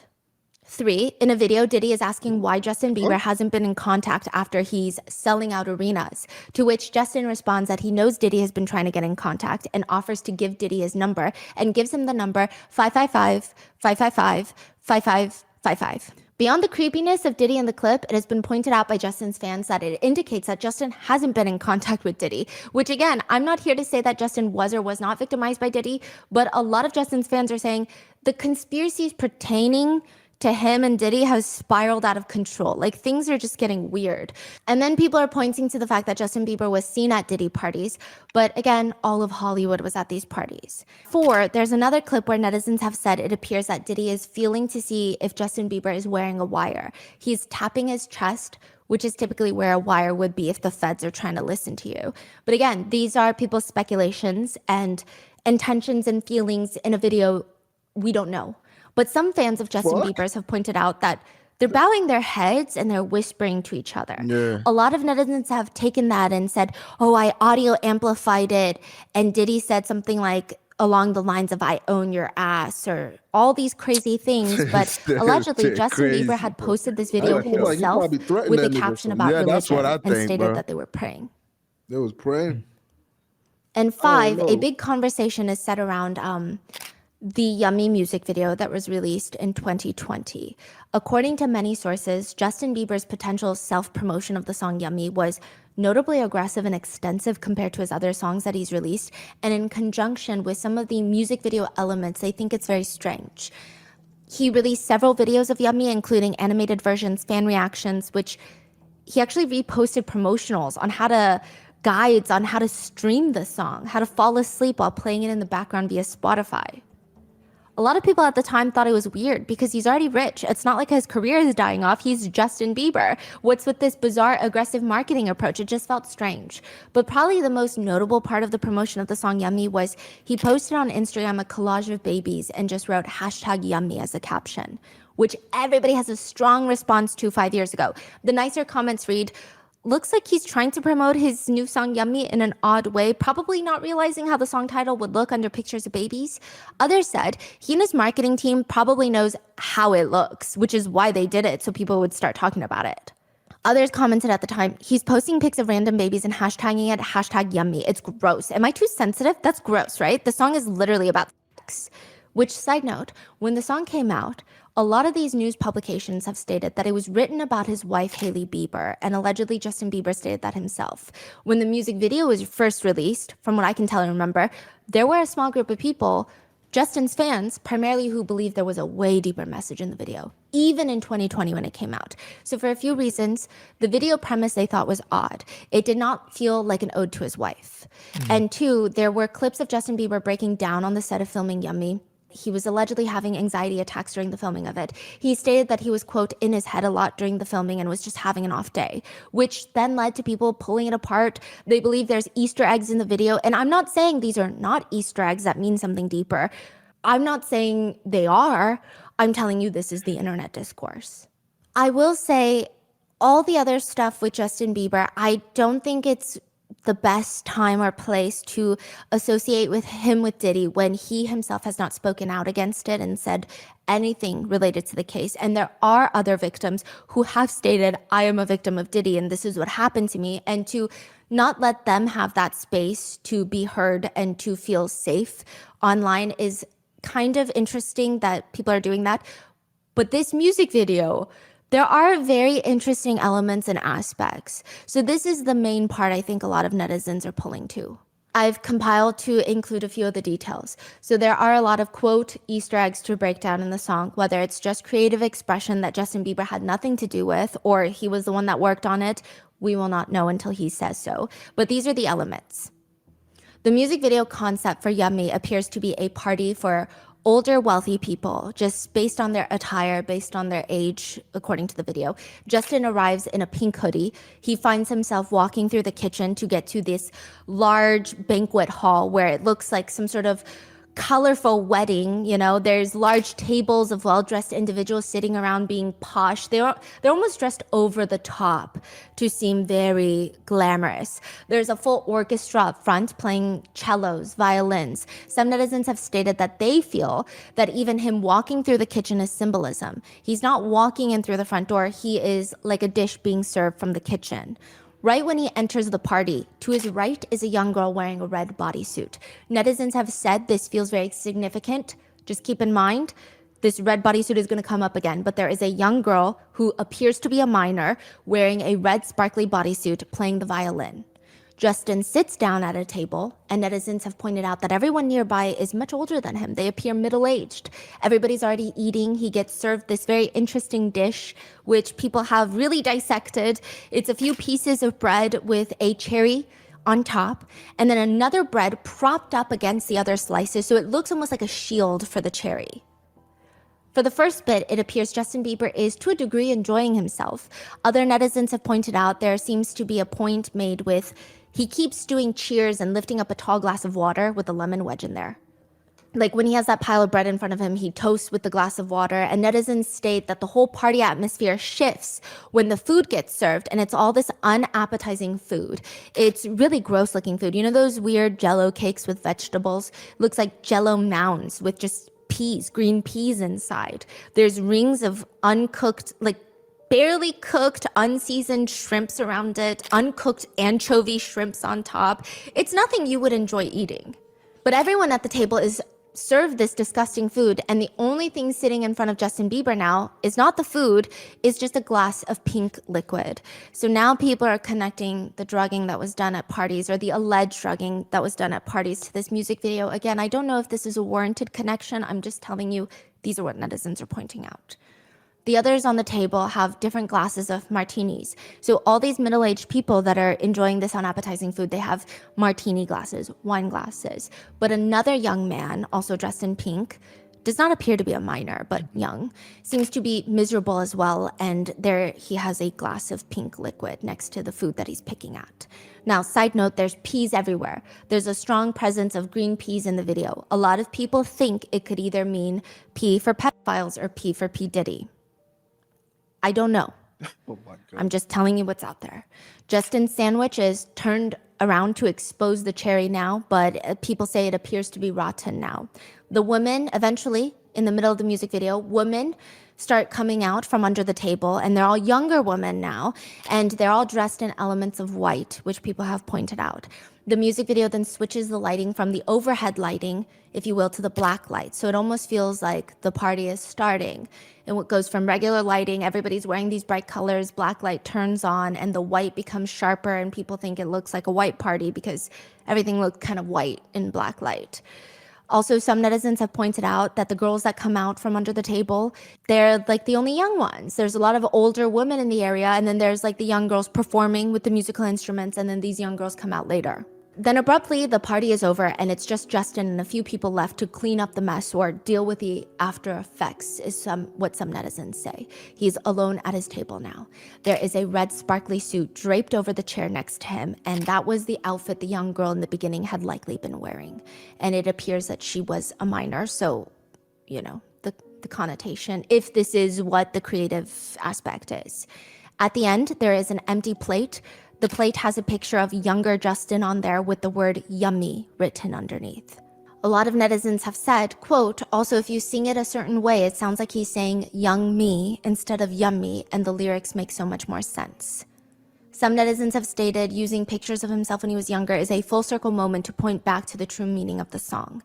Some comment under the video, he is such a genius, the way he wrote it all, the symbolism, and his whole attitude while filming seems to have some sarcastic, angry tone to it. I hope he finds healing. Others have commented, I think people are overanalyzing. Another comment reads, it's not that deep, guys. There are 100 other meanings it could have been than what everyone is insinuating. Or you guys are really reaching. Or it's entirely possible that Justin was a victim, but not by some secret high-level pedo group in the entertainment industry or whatever. To which netizens have very intense reactions stating, what do you think this song is about then? Being served bad food at a party? I try to reserve personal opinions, right? I don't know, man. I don't know if it's associated with Diddy. It could be nothing. It could be just a general overview on the entertainment industry. In general, we don't know. I'm just trying to reserve personal opinions because, I mean, who am I and what do I know, right? These are the main points that I've seen people bring up, but there are a lot of other people that are just doing some really unhinged things. And I think this is where it becomes really damaging and unproductive. There are people generating AI pictures of Justin Bieber and Diddy in compromising positions for shock value.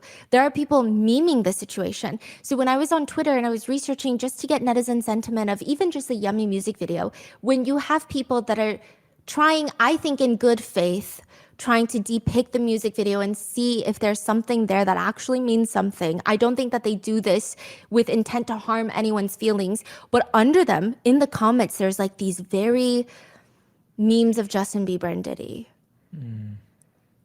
They are alleging that Justin's talking to the feds because he's in the tapes, which is a crazy accusation. Just so many conspiracies that I just don't think are productive.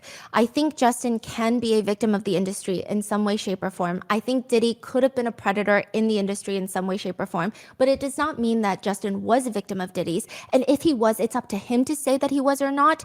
If he wasn't, then the focus has gone from the actual alleged victims of Diddy to celebrity gossip. Regardless, in this situation, I think the conspiracy theories are doing just way more harm than good. Like, for example, there was a song circulating, which sounds very similar to Justin Bieber in the musical style of Justin's previous songs. But the voice singing it says, lost myself at a Diddy party. Didn't know that's how it go. I was in it for a new Ferrari, but it cost me way more than my soul. Wasn't worth all the fortune and fame. It was circulating around social media with clips of Justin Bieber and Diddy as almost, see, he's been telling us. The comments under a YouTube video posting of that song read, that explains why he's been struggling mentally for all these years. This explains everything. It's AI, like more than likely AI. CBS News ran the song through multiple AI audio detection tools. Several results indicate that the audio, or at least parts of it, are AI generated. Wow. Then there's the massive amount of AI-generated thumbnails that I came across during the research. AI-generated pictures on Twitter, TikTok, YouTube showing Justin Bieber and Diddy in weird positions. It's just really a lot. I don't think I've seen as many AI-generated media circulating a case since this.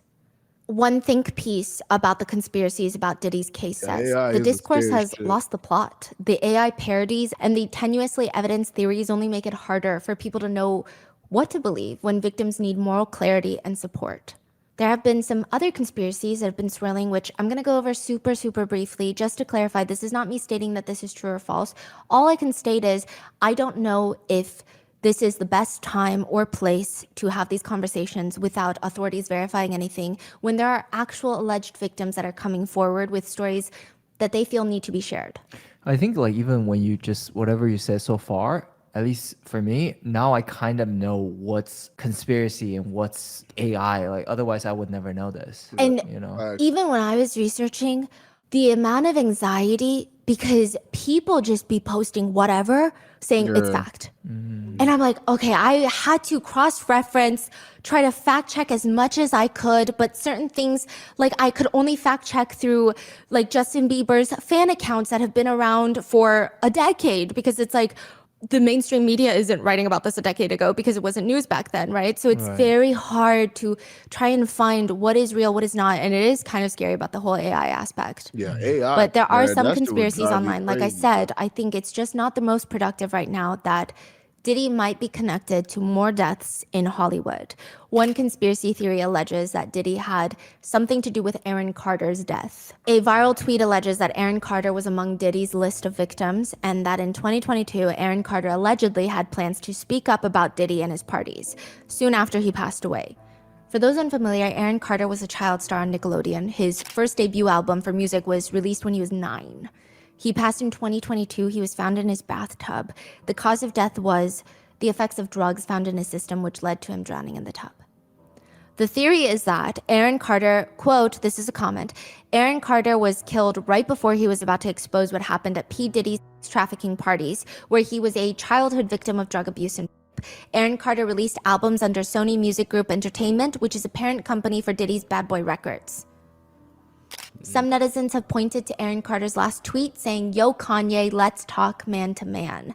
But others state, well, Aaron Carter has publicly criticized Kanye West about his public behavior and the family drama that has been happening with Kanye West and his family. One netizen comment reads, there's a lot of conspiracy bullshit on X and TikTok. Don't believe everything you hear. Aaron had his own demons. I don't think he was ever part of the Diddy clique, but people seemingly now want to include every celebrity that ever took a picture with Diddy, which is just dumb. And then there's, of course, other allegations that he was involved in other celebrities, passings, recent, past, present.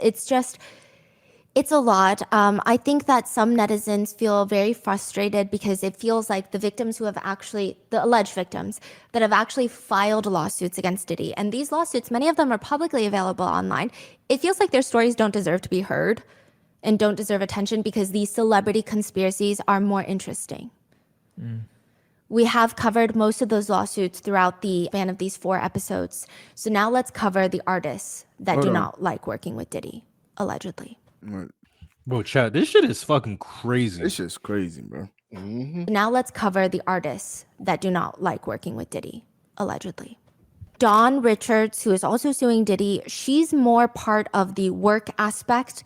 A lot of her lawsuit is detailing the work relationship that they had and the alleged unpaid wages, unfair treatment. So let's cover all of those next because I think a lot of the actual allegations have been covered. Drake is somebody that has a long history with Diddy. Drake posted a scene from a movie, The Big Short, where Ryan Gosling's character says, I never hung out with these idiots after work, ever. I had fashion friends. Many netizens believe that's him saying that maybe he hung out with Diddy at work, but he never hung out with him after work. Because technically they have bumped into each other a lot at the same events, rubbing shoulders, but it does not appear that they are close. Which, interestingly enough, it seems like Diddy and Drake actually never liked each other. In 2018, they allegedly got into a fight outside of the Live nightclub in Miami Beach. Apparently, the two were having conversations about getting on a song together, but allegedly Drake bought the rights, released the song without Diddy's quote-unquote permission, which angered him, allegedly. The song is 0 to 100. Diddy felt like that was his song. I don't know. Sources allege that Diddy went up to Drake at DJ Khaled's birthday party in Miami, said, you will never disrespect me. And some sources describe it as physical altercation. Some sources say Diddy punched Drake. Some sources say Diddy slapped Drake. Diddy denies all allegations of the physical altercation, but either way, I don't think the two like each other. Diddy also allegedly does not like Kendrick Lamar or J. Cole because Kendrick Lamar said that he was the king of New York And Diddy took offense to that allegedly and got into a huge fight with J. Cole because J. Cole was trying to stand up. It was a whole thing. Oh my God. Wow. So there are artists that don't like him, and especially from Diddy's own artists that were previously signed with Bad Boy Records. It seems like majority of them don't like him, from what I can tell on just the internet. Former Bad Boy artists claim that he would either force himself as a producer or songwriter on songs that he didn't even work on, just muscle his way into getting into those credits so he could get streaming rights, royalties, or force himself to get a few lines in each song so that he could charge his own artists a massive special guest appearance fee for himself, allegedly. Wow. Mark Curry, a former artist, claims the guy is just weird in general. He shares a story of how insecure Diddy is. These are his stories. Again, I can't vouch if they're true or not, but he claims that Diddy hated when girls didn't like him and preferred the artist on his label. Prefer the artist? Yeah, like when girls, because, Mark Curry was stating that he doesn't have as much money as Diddy. He doesn't have power like Diddy. He's not a household name like Diddy, Yeah. But sometimes girls just like him more than they like Diddy. Diddy said, "How dare you?" He alleged that Diddy seemed to be the type of person that felt like he's the one that has the money. He's the one that worked hard. He's the one with the fancy suits, the fast cars. These artists are up and coming. They don't have it like he does, and the girls still like them. It feels like an insecurity complex if this is true. I don't know. He allegedly hated it to the point where he almost spat on a girl. What? Allegedly, a girl liked Mark Curry over him, to which the girl allegedly responded, wait, did he calm down? I have a twin sister. But honestly, she won't like you either. Damn. And Mark Curry said that is when he got really, really mad, and he thought something was going to go down. So he took that girl out of the situation, was like, we got to go, let's go. Again, I don't know if this is true, but it's very, very weird. Diddy even responded to the artists who hate him on The Breakfast Club. He says, there has been negative propaganda put out about me. It's just really strained and tried to stain my legacy. My name is Diddy Sean Combs. I never took nothing from nobody a day in my life. All I've ever given is opportunity and more money than a person was making. One netizen comment reads, when every artist on the Bad Boy label is left broke or owing money while the label made millions, it's hard to believe that they're all lying on Diddy. Diddy was on the Graham Norton show a few days before Cassie's lawsuit dropped in 2023, and he's going on this whole spiel about his name change. Netizens think the interview is fascinating in hindsight. Graham Norton asks him if they should call him Love then, to which he responds, this is the ultimate goal. I have become love. And it's love versus hate. And I choose love. That's my new name, and love wins. Love wins, let's go.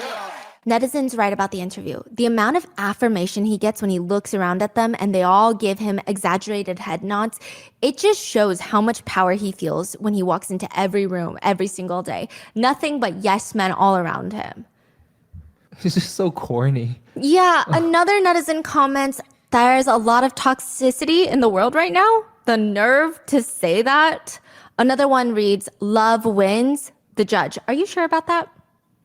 Diddy says in another podcast interview about his decision to give artists their publishing rights back. He says, because he said all the Bad Boy artists, they're going to get their publishing rights back. He said it was more of me just evolving as a businessman, a person that really wants to change in the world. Once you start asking for change in this world, you have to look within and be part of that change. It was evolving as a businessman and just changing. It's the right thing to do. It's the love frequency. He continues, if you have a chance to do the right thing, why wouldn't you want to do the right thing? I want to be that change that I want. I have to be responsible and accountable for myself. I'm just moving in God's purpose. You get to a point in your life where you pick purpose over profit. Mark Curry, a former artist of Diddy, said about the whole publishing rights thing, what's it even worth now? You ever had somebody owe you $50?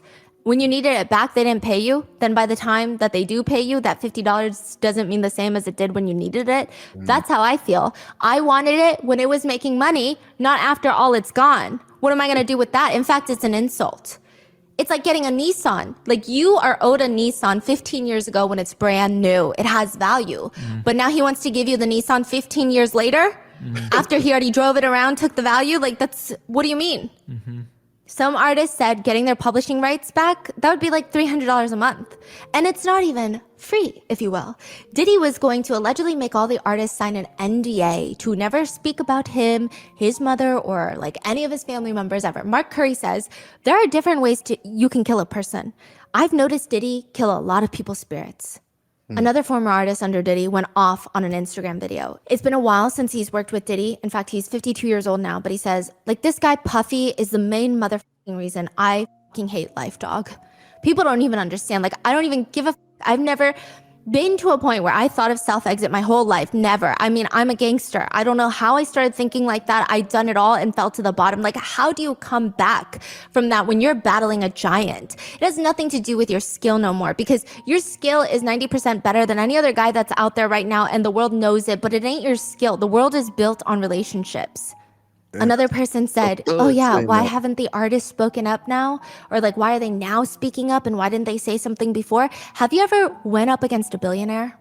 Which, side note, Diddy actually responded to these Instagram posts in 2022 by posting on his Instagram story a black screen with white words. Stop all your crying and moaning, hustle harder or get the out of our way. The producer Rodney Jones, the one that is suing Diddy, says, he is a monster. Nothing has changed. This guy has no soul, no duty to anyone, not even his own kids.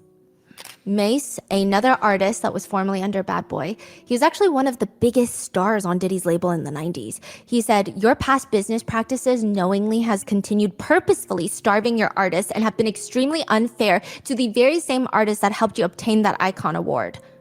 He also points to the irony that Diddy is publicly calling out the Grammys for not showing enough deserved appreciation for black artists, which very, very valid, right? But at the same time, Mace, a black artist himself, is saying, you're also screwing over black artists, Diddy.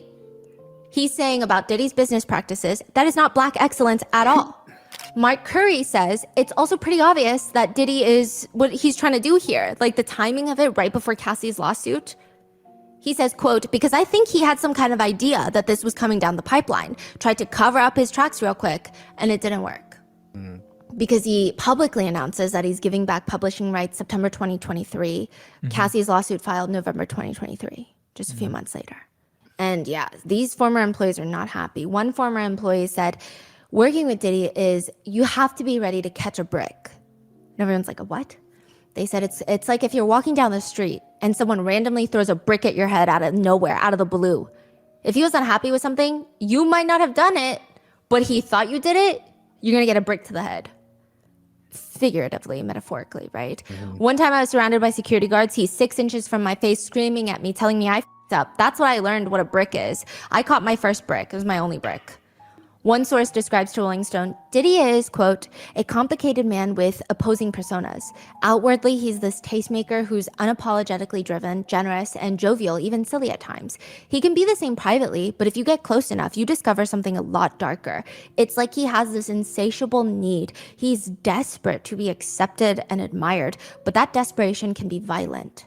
He publicly declares devotion, makes big donations publicly, and tells everyone to call him Brother Love, which seems to be his attempt at hiding his alleged abuse and violence. Another said, working with Diddy was like working on Game of Thrones. Not the set, but the actual fantasy world. Everyone is walking on eggshells with a unhinged leader, throwing each other under the bus to get closer to the one on the throne. Dawn Richards, a former Danity Kane member, has filed a lawsuit against Diddy. This was a girl group that Diddy was managing. Some of the allegations from the lawsuit read, Mr. Combs has arranged for dozens of young women and girls, some of whom appear to be underage, to be transported to the party. The women arrived wearing little to no clothing and were given drugs and alcohol. Many of them appeared lethargic or passed out while Mr. Combs and his guests performed acts on them. Mr. Combs repeatedly said things like, quote, this is a buffet. Enjoy yourselves. This is what we do. This is how we party. Further in the lawsuit, it states, in a state of panic and terror, Ms. Richards fled to the bedroom Mr. Combs had insisted she stay in and barricaded the door shut with furniture. She also states Mr. Combs criticized Ms. Richards for being too skinny, yet declined her request for food and demanded that she only drink peanut butter shakes. Mr. Combs had full meals prepared by a chef and ate them in front of Ms. Richards, never offering her food. Dawn also alleges that at the auditions, he just went around calling young women, allegedly fat, ugly bitches and hoes. Aubrey O'Day, another artist signed under Diddy, who also was on Danity Kane, working there, she said about working with him, we were scared to death with what would just happen with Puff each day. There was just no room for error. Diddy was one of the most intense people you could ever work with. I experienced everything from race remarks to sexism, and a lot of it was scary. She says about being fired, which, side note, she was fired from the band that she was part of on national television. Danity Kane is the girl group that was formed through Diddy's reality TV show called Making the Band 4 in 2008 on MTV. She gets fired on camera. She says, I was so young and so many things were put on me. I was fired on national TV for being overly raunchy and promiscuous. That's actually like wrongful termination. That's a lawsuit against a lot of people. She states, I have such a love-hate with it all because I don't think that I would have been able to be so successful in so many other areas had I not been trained under Diddy. He was the hardest person you can work for. It was torture, and not the work part of it, but the other stuff, mind games. There was a lot of betrayal. There was a lot of lies. Diddy would be like, you're not hot anymore. Like, what happened? You don't have any curves.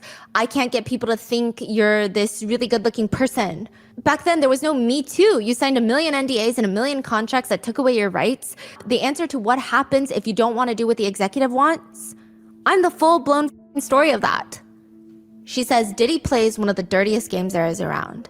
She also alleges on another podcast that Diddy would say about people, presumably in a professional setting, oh, you're not f***able. You look like I could f*** you right now. You look like I can't f*** you. Like, it's just very, how can you say that in a workplace setting? And then about getting the publishing rights back, yeah. Aubrey O'Day states she did not agree to it because she was allegedly required to sign a crazy non-disclosure agreement in exchange, that she would never disparage Diddy or the Bad Boy label. Which, one thing to note, like I've said repeatedly through these episodes, all these are allegations and other people's stories. In the eyes of the law, everybody is innocent until proven guilty. But I will say, with all the stories coming out against Diddy, I don't know how it's going to play out in the court of law, but maybe he's not the best person to be around. Diddy has since applied for bail to be able to prepare for the trial in the comfort of his own $50 million mansion. In the letter to the judge, the defense attorneys write, the first thing the court should know is that when it became apparent to the counsel that Mr. Combs would at some point soon be formally charged, he did something extraordinary. He left his home in Miami and traveled to New York, the very location of the prosecutors and agents investigating him. What? I love how extraordinary feels like the bare minimum. Like turning yourself in or not running from the law versus, I don't know, what would be ordinary. Regardless, the defense proposes a $50 million bail package. It would be secured by his $48 million Miami mansion that he has fully paid off, as well as his mother's mansion in Miami. He is willing to be on house arrest, home detention, if you will. He's willing to wear a GPS monitor, have no contact with women, submit a weekly drug test, and restrict his travel just between Miami and New York City to attend court, meet with his counsel, and attend medical appointments. The passports, it is said on many a media that the passports for all his family members have been surrendered to his attorneys, which interestingly enough does not include his sons. So I just think it's weird. Really? Yeah, according to what was filed with the judge, it's Diddy's passport, his mom's, and his 4 daughters. That is crazy. Again, I think it's weird. Because Justin Combs and Christian Combs were actually listed in other lawsuits. The girls are, like, one of them just turned 18. The girls are minors. Yeah. Like, they're largely, like, the biggest, one of the bigger victims that have direct ties to Diddy, Yeah. It's just very bizarre. A lot of mainstream media is just like, the children's passports have been taken, but... Wow. They also state that Diddy is making efforts to sell his private plane and that he will hire his own private security detail to guard him, which I don't know what that even means when they're also alleging that maybe the guns, the defaced AR-15s, were private security that left it at his house. He will not have access to the phone or the internet and will only be visited by a pre-approved list of guests. There are paragraphs that go on and on to list all of Diddy's charitable contributions in the past, which, sure, yes, great, but also he's facing a sex trafficking charge. He's not facing a greedy billionaire charge. The attorneys also later state there's 30 million reasons for this to be depicted as a one-sided thing, one for each dollar that he's being sued. The bail proposal is aggressive, and it likely has to do with Diddy's conditions in jail. A supposed insider for the jail stated, there's no doubt Diddy will be like Ghislaine. He's going to be a target inside. His lawyers will be doing all they can to get him out. It's a monumental fall from grace. Also because, if you listen to episode 3, there's a lot of the longstanding, passionate opinions about Tupac and Biggie's death, which there might be people that are associated with said groups of gangs in LA that might have found themselves in federal prison in New York. Yeah. One day he's living like a millionaire, and now he's in hell on earth, is what people say. Allegedly, Diddy once said that he never wears the same clothes twice, which would be very difficult to do in prison. Diddy's attorneys have stated that the food is inedible, from what I've been told. It's violent. Someone like Mr. Combs might be a target for certain things, and we can't let that happen. One comment reads, that's not even the worst part. The worst part is, this dude is dealing with all this stuff while suddenly going cold turkey from every upper and downer and pink and purple and white pill and powder you can think of. Not only that, he's suddenly going cold turkey on whatever he smoked and whatever he drank. Can you imagine? Oh my goodness, that's crazy. It's going to be a very sobering moment for him, which many netizens agree that he most likely deserves every ounce of suffering for that hotel beating video alone. We're not saying that he's guilty of all the other allegations. We're just saying, yeah, well, that video told us all we need to know about sympathy or no sympathy. That shit is crazy. Side note, in a Vogue segment, when Diddy was getting ready for the 2023 Met Gala, he said he has one of the most extensive male beauty routines in the world. First, he gets in the sauna for an hour, then he gets into an ice bath, and they have this new ice cupping therapy, and then he takes a sip of De Leon tequila, and then he hits the red carpet, and he's ready to shine and spread love. One inmate says, yeah, no, you're not getting any of that. In fact, there might be mold in food. The food's going to be cold. People are going to try to tamper with your food. There might be mold. The prosecutors don't care. They essentially said womp womp. They state in their letter to the judge that Diddy should not be released on bail. They also reference the Epstein case, R. Kelly's case, Keith Raniere's case, the NXIVM cult leader, as well as Lawrence Ray, the college cult leader that we did 2 episodes on. As reference, they quote, trafficking defendants, regardless of the age of their victims, are routinely detained pretrial, especially when they have engaged in repeated obstructive conduct. Additionally, they questioned the fact that Diddy should be able to use his wealth to set up a proposed bail package, because all of this is just because he's a billionaire. Well, was a billionaire. Because if he was Joe from down the block, he would not be able to propose a bail package like this for the trafficking charge. That's true. Moreover, they state, simply put, he's a serial abuser and a serial obstructor. They also state that shortly after another lawsuit was filed against him in November of 2023, this is before his arrest, according to prosecutors, Diddy reached out to a victim of alleged SA, to try and ask for her, quote, support and friendship. The prosecutors state, in those calls, he attempts to convince the victim that she willingly engaged in acts constituting sexual abuse. Allegedly, days after Cassie filed her lawsuit, Diddy allegedly called an unnamed victim that he was financially supporting. And that woman texted Diddy back later, allegedly stating that reading Cassie's lawsuit felt, quote, I was reading my own sexual trauma. It makes me sick how 3 solid pages, word for word, is exactly my experiences and my anguish. But according to prosecutors, Diddy continued to allegedly contact the woman, trying to convince her that she remembers incorrectly, and she in fact did want those things to happen, that she essentially consented to it all. The court papers claim that Diddy told the victim, if she continues to be on his side and provide support and friendship, that she doesn't have to worry about anything else, which is a thinly veiled reference to continuing that financial support. Diddy and his attorneys have denied. Diddy's attorneys state that the phone calls were not to intimidate anyone. It was just he was calling potential witnesses to let them know that his attorneys wanted to speak with them. They also state that this behavior was, quote, the furthest thing from witness obstruction I can think of. I don't know if that would ring true for me. Ultimately, the judge has denied the request for bail twice, 2 separate judges.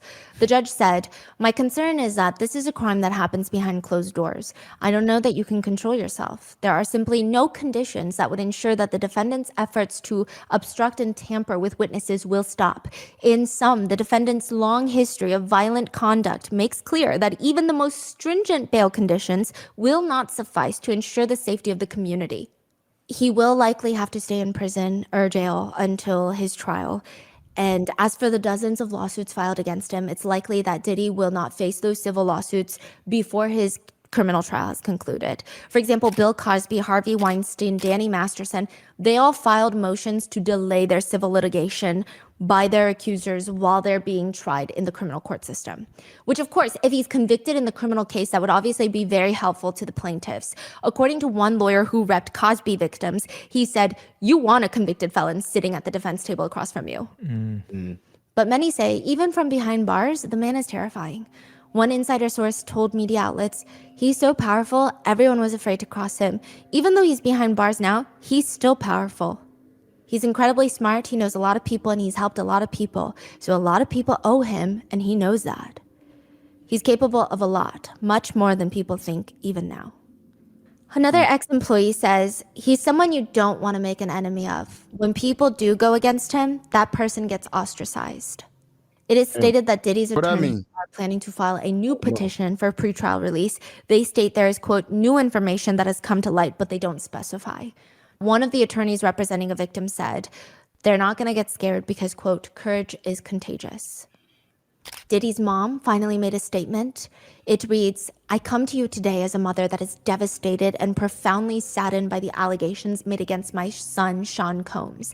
It's heartbreaking to see my son judged not for truth, but for a narrative created out of lies, to bear witness what seems to be like a public lynching of my son before he has had the opportunity to prove his innocence is a pain too." Man, lock her ass up Put too. into words. Like every human being. Hey, mama, man, you gotta stay out of this shit. I ain't gonna lie. Nah, man. lock her If ass he, up. if, She if know. it is truth, man. Palumi, what'd you say? You said something. Yeah. Lock her ass up. No, it said like the ostracized or some shit like that. What that mean? They said ostracized? Yeah. Oh, like you talking about? Is it like People termination, just- like taking people out or something? Like what that? Wait, she said ostracized? Yeah. I didn't hear it. The video keeps coming in and out what she said. She said ostracized? Yeah, because she was saying like if people like some people are too scared to speak up because they're speak up. scared to get ostracized. I don't know what Yeah, that it means. said most people that I don't know what that did means. got- Oh, nah. is that what you were asking? Yeah, that's what I was asking. What that Oh, mean? yeah. Doesn't it mean to like Well, that should sound bad though. That's what I know. doesn't it mean to like It means to exclude. to like shun or like ban? Yeah, it said to exclude them. Exclude them. Oh, exclude. Oh, I mean, I was pretty close. Why does I was that? pretty close. I was pretty close. To be like a public lynching of my son before he has had the opportunity to prove his innocence is a pain too unbearable to put He into gonna prove words. it. He gonna Like prove it every in court of human law. being, my son deserves to have his day in court to finally share his side and to prove his innocence. Which is kind of a hard statement to digest when you consider there is video footage of him being incredibly violent with Cassie, to which his mom states, "I am not here to portray my son as perfect, because he is not. He has made mistakes in his past, as we all have. My son may not have been entirely truthful about certain things, such as denying that he has ever gotten violent with an ex-girlfriend when the hotel surveillance showed otherwise. Sometimes the truth and a lie become so closely intertwined that it becomes terrifying to admit one part of the story, especially when it's outside the norm or too complicated to be believed. This is why I believe my son's civil legal team opted to settle the ex-girlfriend's lawsuit instead of contesting it until the end, resulting in a ricochet effect as the federal government used this decision against my son, interpreting it as an admission of guilt. It is important to recognize that none of us, regardless of our status, are immune to fear or mistakes. Not being entirely straightforward about one issue does not mean my son is guilty of the repulsive allegations and the grave charges against him. These lies thrown at him are motivated by those seeking a financial gain and not justice. These individuals saw how quickly my son's civil legal team settled his ex-girlfriend's lawsuit, so they believed that they could receive a quick payday by falsely accusing my son. Say my son one more time. To make matters worse, the federal government is now using these lies to prosecute my son. The injustice has been unbearable for our family. The worst part of this ordeal is watching my beloved son be stripped of his dignity, not for what he did, but for what people choose to believe about him. Oh my She God. says, watching the world make jokes and laugh at my son's life crumbling before our eyes is something I can never forget. But moms Then will don't always forget it. defend their kids at any She point. continues, "It is truly agonizing to watch the world turn against my son so quickly and easily over lies and misconceptions without ever hearing his side or affording him the opportunity to present his side. I ask his supporters, fans, colleagues, friends, and the public to not judge him before you've had the chance to hear his side. I beg you to think about those who have been wrongfully persecuted and to remember that not everyone who has made mistakes in life deserves to have their entire existence judged by a single action or a few mistakes." This is the worst thing ever. Well, Yeah, I mean, I think it would have sufficed as Got a this lot. is a private lot of matter versus my son, my son, my son, my poor baby, my son. That's all she To which cared someone about. comments, she sounds like she is part of the reason that he turned out this way. Oh yeah. Another reads, she failed as a mother, she should be ashamed. Typical mom response, nothing to see or read here. Yeah, You know, the says mom every gonna mother say in that shit. history. I hope someone shows her the tapes. One netizen writes, monsters often come from monsters. Which, side note, while Diddy's mom was on her way to court, someone heckled her outside screaming, Janice, your son is a predator. Your son is a predator and deserves to be locked up. Which I don't know if that's appropriate, but it does seem like it stems from her very public, bizarrely written statement of her son.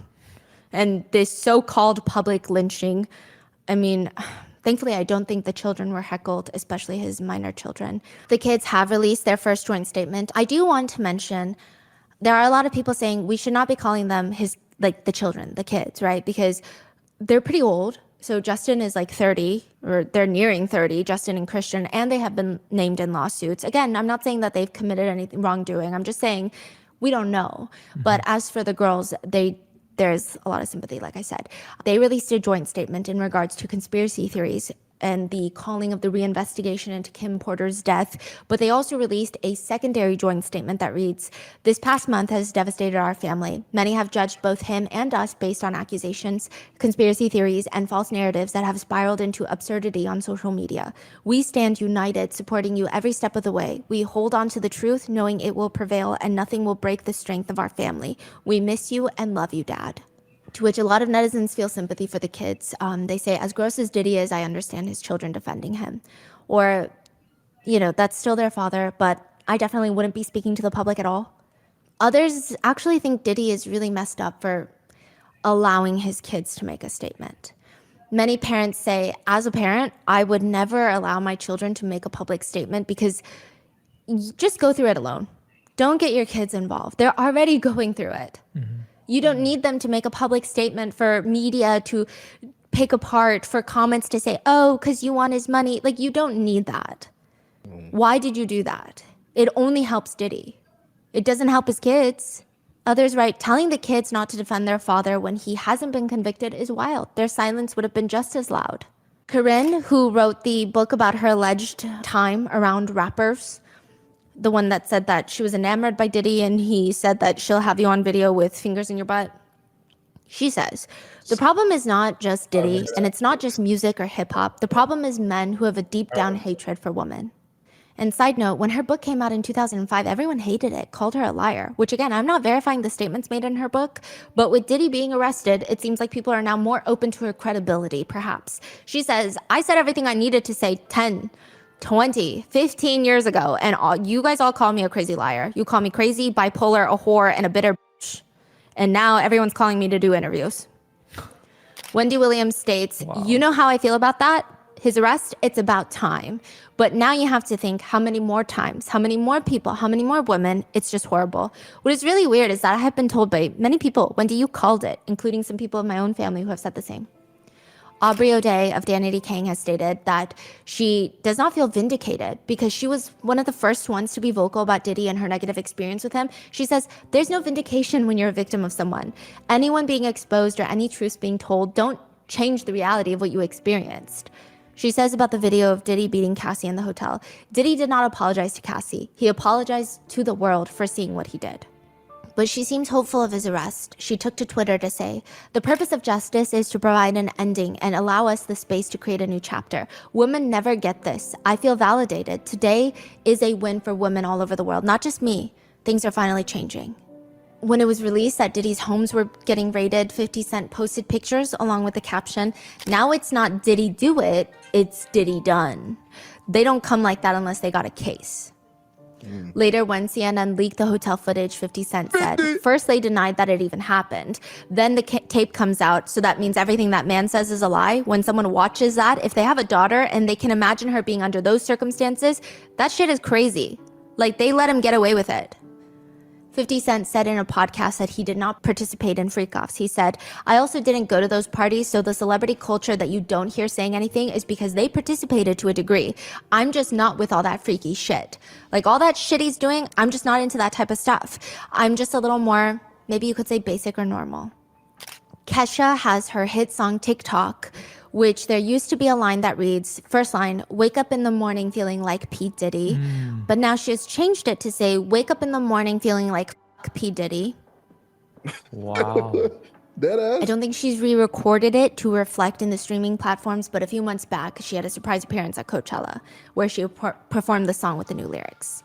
But there are some bad takes out there. Bow Wow has come out to, the Bow Wow challenge. He said he was on a private jet, but he wasn't on a private jet. Right. He has come out to state, I never thought I would see it like this. It's like a whole, Diddy, it's like a hole in the industry. He was such a gatekeeper for the liquor and the clubs. He was everything hip hop. It just didn't feel right because there was no motion. There were no parties after Diddy's gone. There's a hole? Yeah. Wow. Another rapper, Boozy Badass, said Diddy's in jail for basically doing what every other famous entertainer has done. Flew out for threesomes. He just freakier. So we actually are going to call women sex workers who fly in willingly to be with their partners for sex. If that's the case, if you've been flued out and had sex, you should be labeled as a sex worker. If that's the case, that's 80% of the women reading this. You're a celebrity. You got to fly pussy in. How else are you going to get the pussy? But facing, quote, life in prison for doing basically what so many other entertainers have done. Hashtag I disagree. Bro, you can't take that nigga serious. He also continues, bro. I told y'all niggas, bro, that nigga Boosie, bro. There's something about him with Diddy, bro. That shit is crazy. I feel like this trafficking charge is literally just for flying prison for threesomes. And it's being used as a tool to take down hip hop artists and celebrities. Just think about it. Be careful who you fly in. Netizens have responded to the rapper saying, "You're talking like you're on them tapes." So you saw trafficking and said, "Yeah, that's totally me." Hey, Boozy, shut up sometimes. Is another comment. Another comment reads, "Take your balls out of Diddy's mouth. He's not coming back home." Which a lot of people say they're not surprised considering that he admitted on live stream that he hired workers for his son and cousin nephews when they turned 12 and 13. God, I remember that. Yeah, he said on Instagram Live, "I'm training these boys right. Ask my nephews, ask any of them. When they was 12 and 13, they got head, Yeah, that's how it's supposed to be. Hell yeah, I got my fucking sons. Yeah, I'm fucking right. Yes, a grown woman, super grown. Nobody was saying nothing, bro. This shit happened like 3 years ago. Where Boosie was saying all that? Yes, nigga. I remember this shit was topping his shit. Yes, he was celebrating that bro. shit. He was like, "Yo, yeah, my 13-year-old son, tight shit," and it was recorded when he said that shit, and nobody was tripping. Well, I don't know if he recorded the son thing, but nigga, it was recording him saying that shit. Yes, yeah. And nobody was tweaking. Hey, yo, what the fuck? Bro, when I seen that video, I can smell it. and not enough niggas was saying, "Hey, the fuck, yo," bro, people were still fucking laughing at that nigga. Yeah, I'm fucking right. Yes, a grown woman, super grown, checked his ass out. She's grown. She checked me out too. I know what the fuck she did to them because I'm getting them prepared, man. So he's bragging about allegedly orchestrating essay on his own family members. One of Diddy's alleged victims have also stated she was one of the first to file a lawsuit. She says, "This is not about money. It's about making sure that the world sees this man who rose to the level of an icon, but he's actually sick and has left so many victims in the wake of his unpunished, disgusting behavior for years." Another victim who filed a lawsuit but remains anonymous said, "I hope the lawsuit will not just hold Sean Combs, but also all of those who acted with him stood silent and actively covered up his behavior." She said that her nightmare is not an isolated incident. Liza Gardner, who named Aaron Hall, the R&B singer, in her lawsuit, her attorney states, "It's about damn time. Sometimes justice delayed is not justice denied, so long as justice ultimately arrives." One netizen comment reads, "I assume these are just the ones that have enough evidence that a lawyer thinks it can go to trial. The number could be well into the thousands if you consider this span of 3 decades. Also, statute of limitations varies by state by state. This disgusting case is just getting worse and worse the more you dig." Another comment reads, "I don't even think I know 120 people." Another reads, "And how many f***ing people knew about it for decades and decades?" Another comment reads, "When you think you're untouchable, God has a way of putting his hands on you." Facts. The devil really came back and collected. You can't run, but you can't hide, nigga. Facing 15 years to life behind bars if convicted, meaning if he is convicted and somehow given the minimum sentence, he will be 69 at the time of his release. In a segment with Vanity Fair, Diddy states, "I'm free as a motherfucker." I live an extravagant life and I make no apologies for it. I'm free as a motherfucker. Ironically, he is wearing a t-shirt that says free on there, which as of recording this video does not hold up to be true. And that is the end of Damn, our she just 4-part dropped the Diddy ball on that series. nigga. Damn, There's that's actually tough. so much more that I haven't Oh, included. you said you I free? feel like when the trials start happening next year, there's gonna be more than 4 more parts. Is what I'm saying. Like, Yeah. And I think there were a lot of questions of people saying, why wasn't Epstein's case talked about as much? Which I do think Epstein's case is heavily talked about, right? But I think one This is aspect not that people famous, are bro. forgetting in this that I see a lot of He's not discourse famous, but on he's dead. is Yeah. Diddy and his friends are all famous. Yeah. So there's a lot of discourse and information pertaining to their past because a lot of it is more public versus a lot of these heads of companies, they can get away with a lot of stuff because they're not public figures. And that is also another conversation for another day because people think that there's a lot of executives in the music industry that either knew about what Diddy was doing, was complicit, let it happen, maybe took part in it. yeah. But I guess nobody really cares about them because it's like, do you really care about John in a suit Right. when you have Ashton Kutcher, Yeah. So I don't know. What are your thoughts? Let me know and stay safe. I will see you guys in the next one.